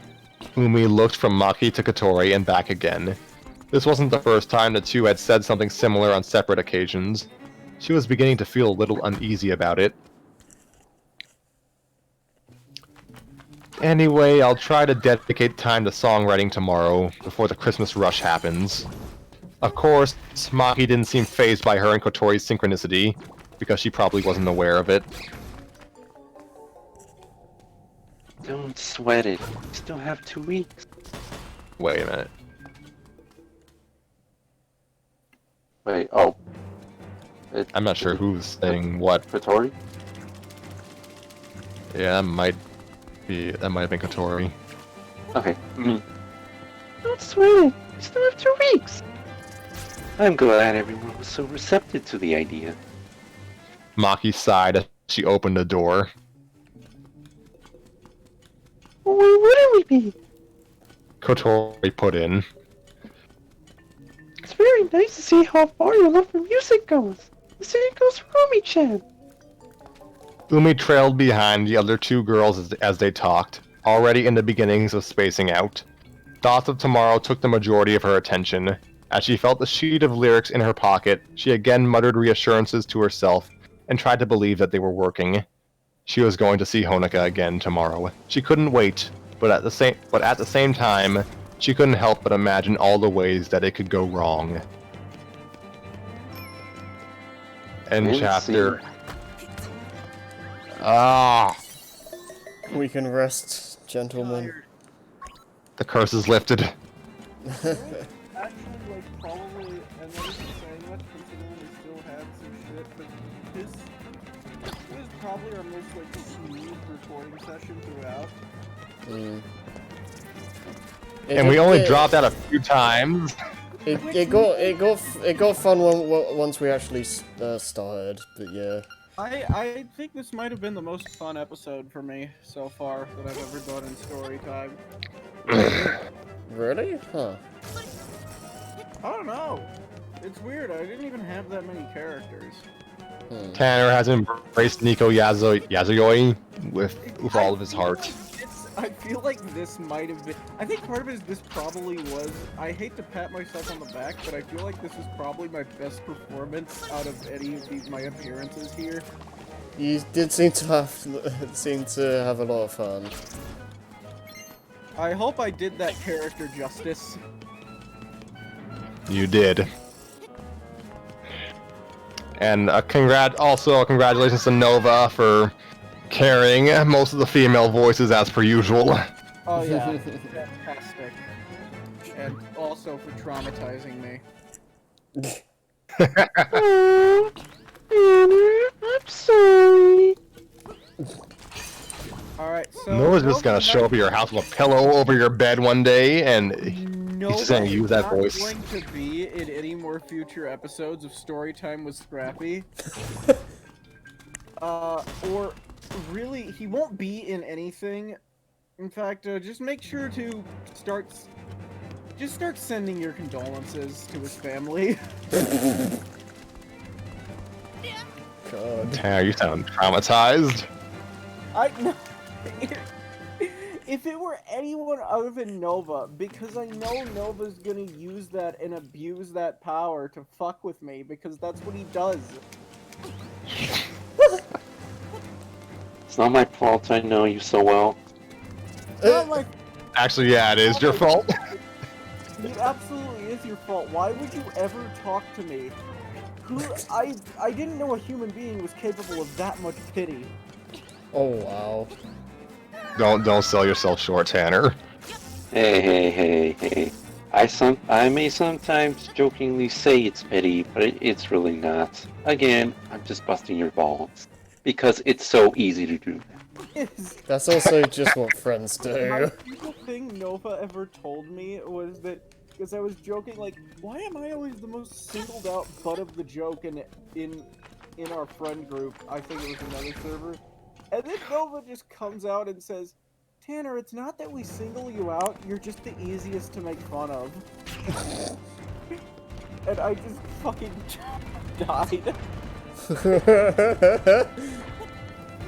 There's just one designated, I won't say punching bag, because that's just mean, I'm one designated recipient, what's the word?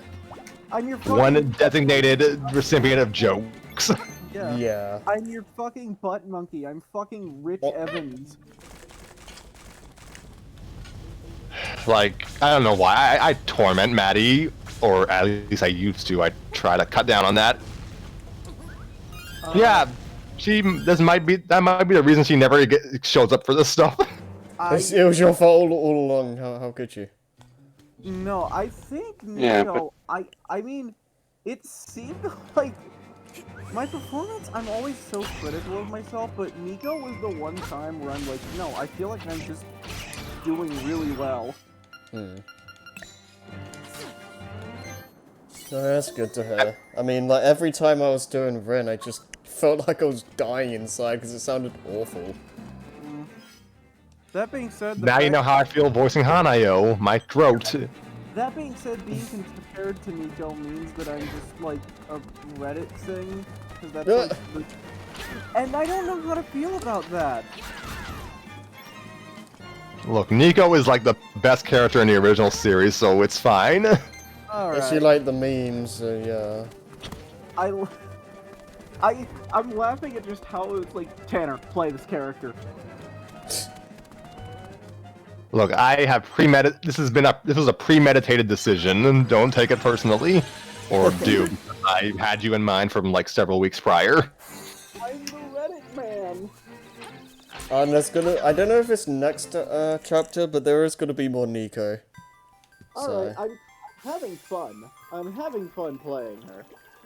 I've never heard her original voice, but I hope I capture the essence of her personality. I believe you did. Yeah. Erica Mendez would be proud. Thank you. And Hanayo's actress would be wondering what the heck is going on with me. Yeah, fun fact, I cannot pronounce her name, and I will not make that attempt to butcher it. Hanayo's English actress voiced Sachi in Sword Art Online. Oh, okay. I don't remember who that is. Look, Sacrificial lamb girl from the opening with the blue hair. I heard the word Sword Art Online, and I instantly felt like puking. Weird. I don't blame you. Harry says as he watches 3 seasons of the show. I mean...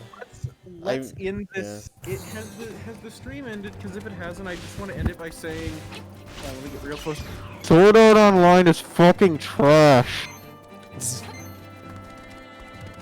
It's not ended, because we haven't actually given proper final thoughts for the chapter. I only end when we definitively like have nothing else to comment on. For one, I feel there was a bit of continuity lockout for me because some of this is clearly referencing events from the show, right? Which I haven't seen, and I'm like, I'm just kind of I got the general gist, but there was still bits where I'm like, okay. I can feel that. I do feel that, considering it's a sequel story, I do think the author did a pretty decent job overall, making it fairly, whatchamacallit, good for newcomers. Well, in the sense that it's not like you don't necessarily need to know the show, but it does help. Because, you know, considering it's a sequel story, I feel like it could have been a lot more rough in terms of that, so I can appreciate that.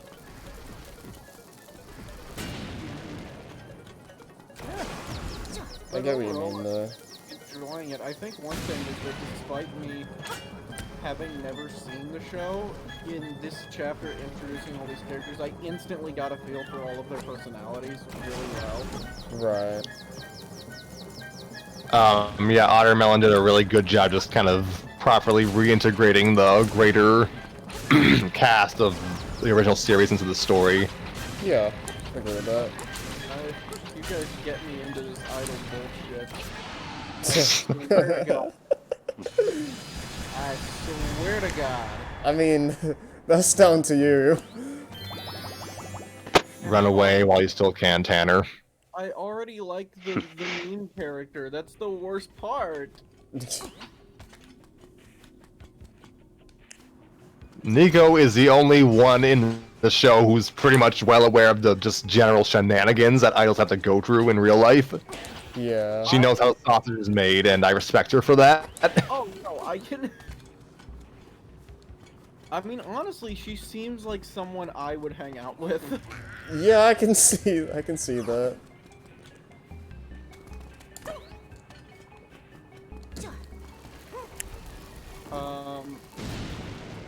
because I know what she looks like, and from Oh, right. reading this just through how well the text was done, I could picture, and maybe it's because I mean, part of it was illustrated, but even the parts that weren't illustrated, I could just kind of picture her body movements throughout the whole thing. Like, just the type of gestures she would be making, which is good. It shows that I was genuinely believing what was happening throughout the whole thing. Yeah. If there's one thing that I can say is that some parts of this seemed a little redundant, like that scene, that one really long scene, you know what I'm talking about, near the end, that really long exchange. It felt like at points they were kind of just repeating themselves. Hmm. Are you talking about the thing, the Kotori scene? Yeah, at points it felt like they were just kind of saying the same thing back and forth. And maybe that's just me. Maybe that's just me, and because I'm tired and stupid. Well, I mean, it's funny you mentioned that because in the author notes, like, the writer says, like, he or she, whatever, I don't know the gender again, they rewrote that part several times and they still weren't 100% happy with it, so I mean, I guess that makes sense.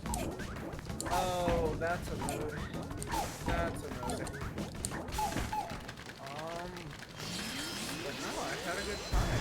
I'm gonna go reevaluate some of my personality traits now. I think. No, but don't you do that every other week, Tanner? Yeah, No, pretty much. I swear to God. I only do it. I only do But it. that's just an observation. I only do it because I love and because I know you can take it. I wouldn't do this with someone like Maddie.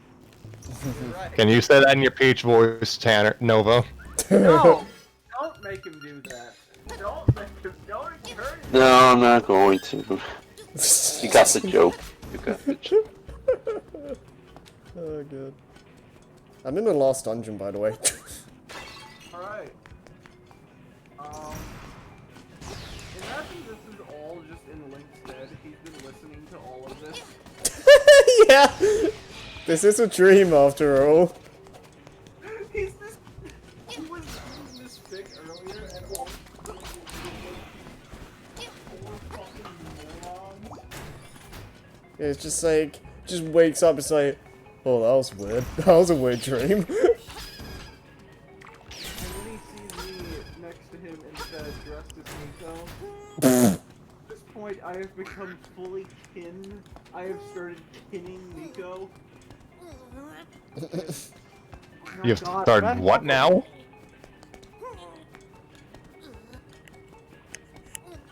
You didn't fucking hear me. I heard something. I've begun kinning in Nico. What does that mean? Kinning is when... It's weird, I don't really get it.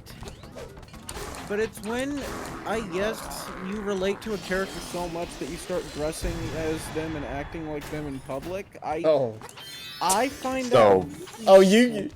Like, imagining you just going out and doing Nico Knee is freaking hysterical. Nico need to get the fuck out of here and reevaluate my life. There we go. You know, I was waiting to make that joke throughout the whole thing, but I knew it was too easy. And you still did it anyways. I can respect that. Yeah. Oh, damn it. No, God, though, because I had a friend who told me not to get into this anime because he hates it. And now I'm so sorry to that friend. I hope this... God, no, I can't have this shit happen again. This happened before, that's another story. But... oh, God. While this show is called Storytime with Scrappy, I don't think we need to know every story. Well, yes, I enjoyed this chapter. I liked that.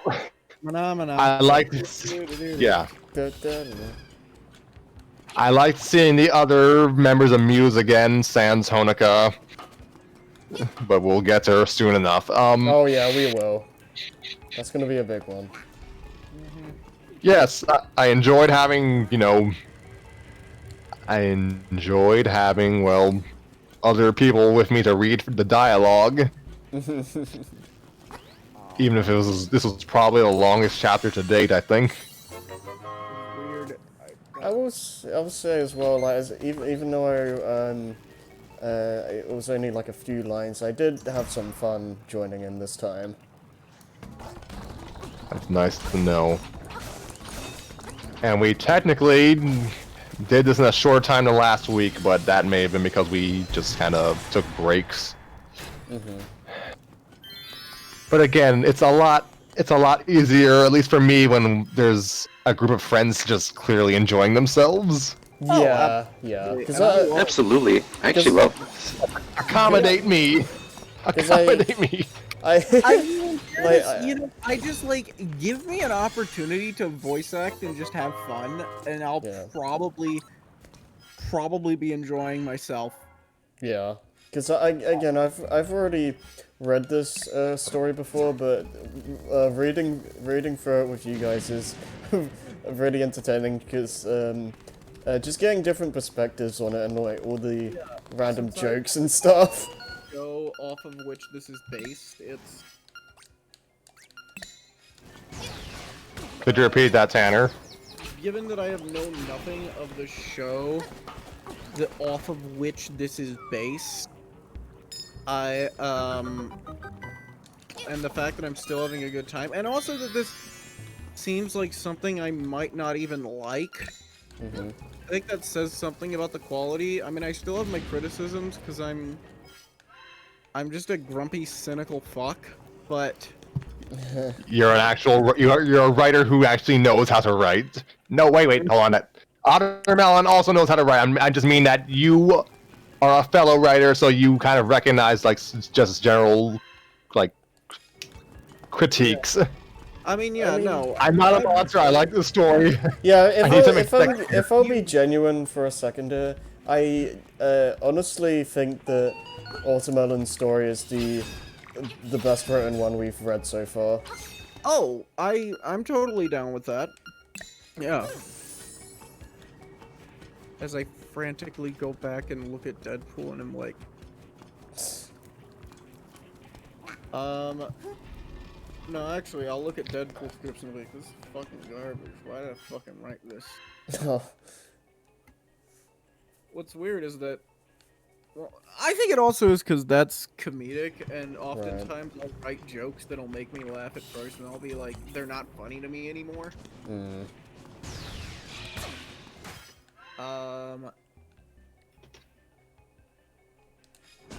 No, I had a great time. Ottermelon, you're real damn good. Yeah. Gotta say. We thank you again, Ottermelon, for contributing your work without knowing. I haven't actually like messaged them about it. I don't know if you want me to do that, but Ottermelon send this? No. I found this for Scrappy, but honestly, if they want to hear me say really terrible things over their fanfiction, then well, I don't know why you'd want that, but if there's a market for that, then go ahead. Yeah, I'm not sure who like.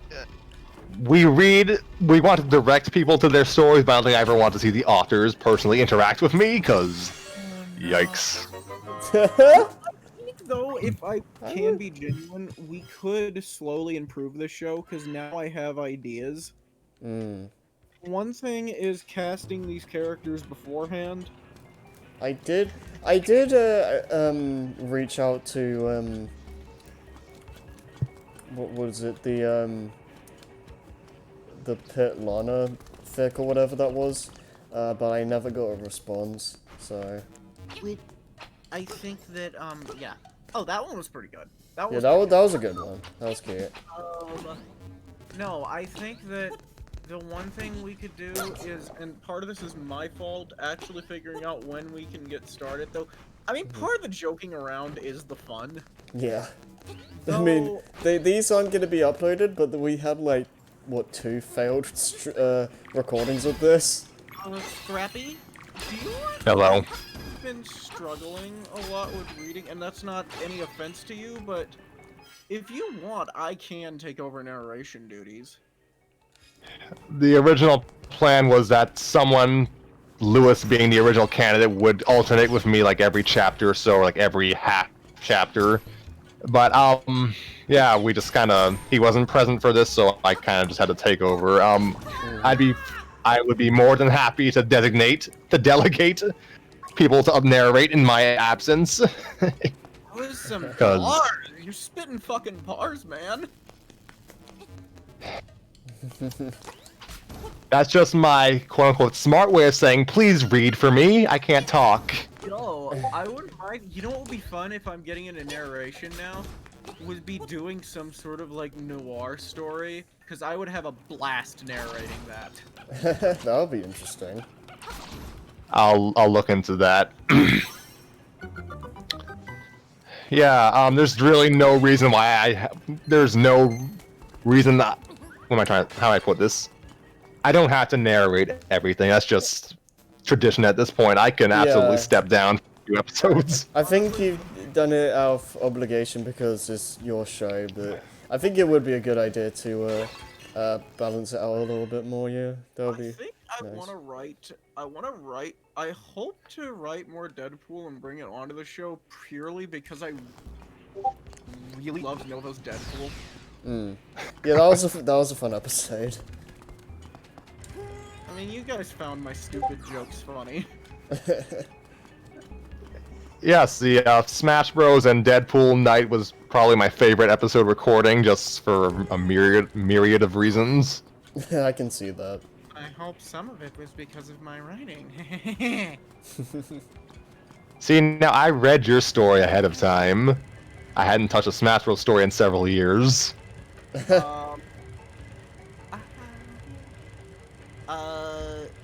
I think this one, God, I'm so excited to start writing for that series again. Because I've been taking a bit of a break, but I'm really excited to start doing it again. Because that's always fun. Yeah. On a break, you say, like me with my story. Definitely coming soon. On a break like with me with my video script, that's like coming in like 2035. Yeah. Oh, dude, you could like make it 2095 and just title it "Yours Truly." It's an ELO reference. Electric Light Orchestra. Great band. Sounds like a Mega Man cover band. Someone can't do anything with They this. did, what's weird is the Megas did do a cover of that song.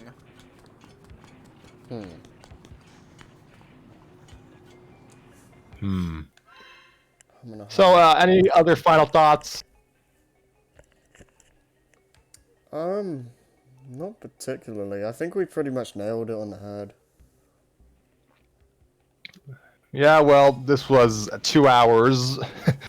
So we'll have to be back for another chapter, and I mean chapter singular, next week. We are slowly making our way through this. Yeah, and honestly, I'm here for it. God, I hope I felt a bit more energetic this time than the prior episodes with this story, and I guess. What's weird is that I was tired, and I felt the same way.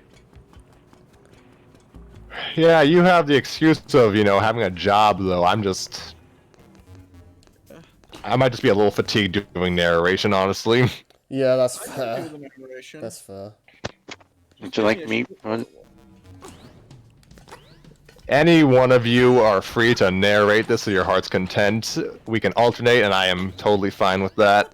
Yeah. I think Yeah, Lewis 'cause did a good job when he was because you doing sound like it. you need a break. Yeah. Yeah. Yeah, I think I could use a break. It might improve my mood. Look, it's a good story and it deserves someone who's gonna trip over his words every 30 seconds. Being generous. So yeah, we'll talk about that in the coming days. And yeah, let's actually, to respect the actual fiction stories being read, let's try and suss out who's voicing who before we start next time. Yeah. I mean, we can This is still fair. make jokes. I feel like we can always still make jokes, but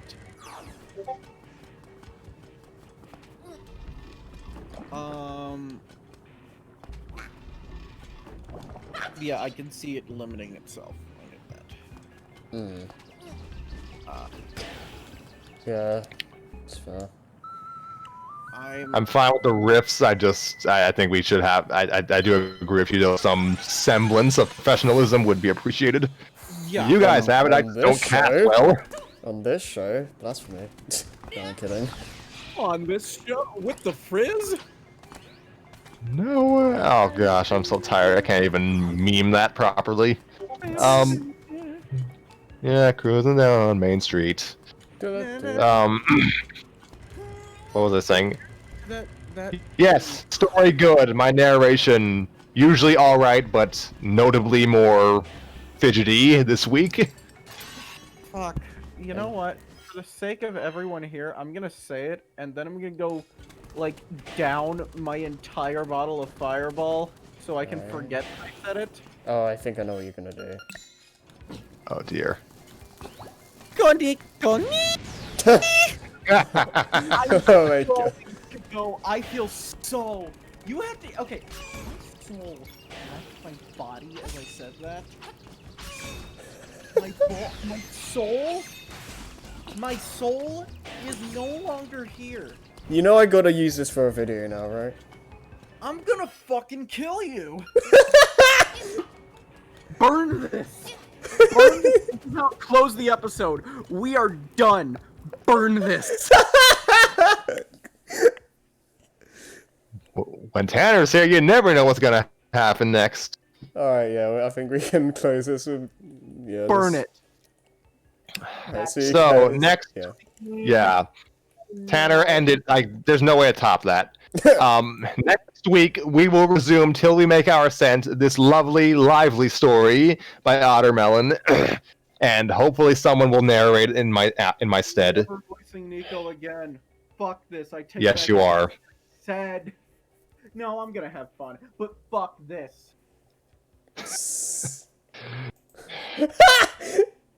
Beautiful. My name is Scrappy Fan 92, and this has been Storytime with Scrappy. We thank you all for your participation. I hope you all find a railroad spike under your pillows. Wow. Okay. Good night, everybody. And once again, Star Wars coming up in the near future. Oh, did you stop or? No, are no, we it's still going? still going. Okay, hi. I don't know how to keep time. Star Wars fan fiction reading coming in the nearest future. We put a video up on that separately. Casting call if you want. What now, Tanner? Future. I heard future. I said near future, but I've been like having this Shaw sound coming out kind of frequently for this entire night. Like, Favorite Cartoon Network show. Mine is Steven Universe Future. Oh my god. like I'm just afraid I'll just slip into some parody Sean Connery speech pattern. Like, I've been worried this whole night about that. Nah, What was I gonna say? I just like giving people shit. See, I like to do that too, which is why I'm going to give you the next chapter of my story, The Super Mario Show, coming soon. Oh, end the episode. That's how you segue. Bada bing, bada boom. Audition for our Star Wars story reading. Please and thank you, and have a good night. Alright, can I stop now? Yes, you can stop. You should have stopped this whole series a long time ago. This was the most fun episode I've ever done. I hope Nico gets more lines. Oh, she will. She will. She will. I hate that. You know what I hate most? I hate how natural that role felt to me. I mean, Junior came pretty naturally to you two, so make of that yes. what you will. It's true. Means I'm a child? That's not entirely untrue.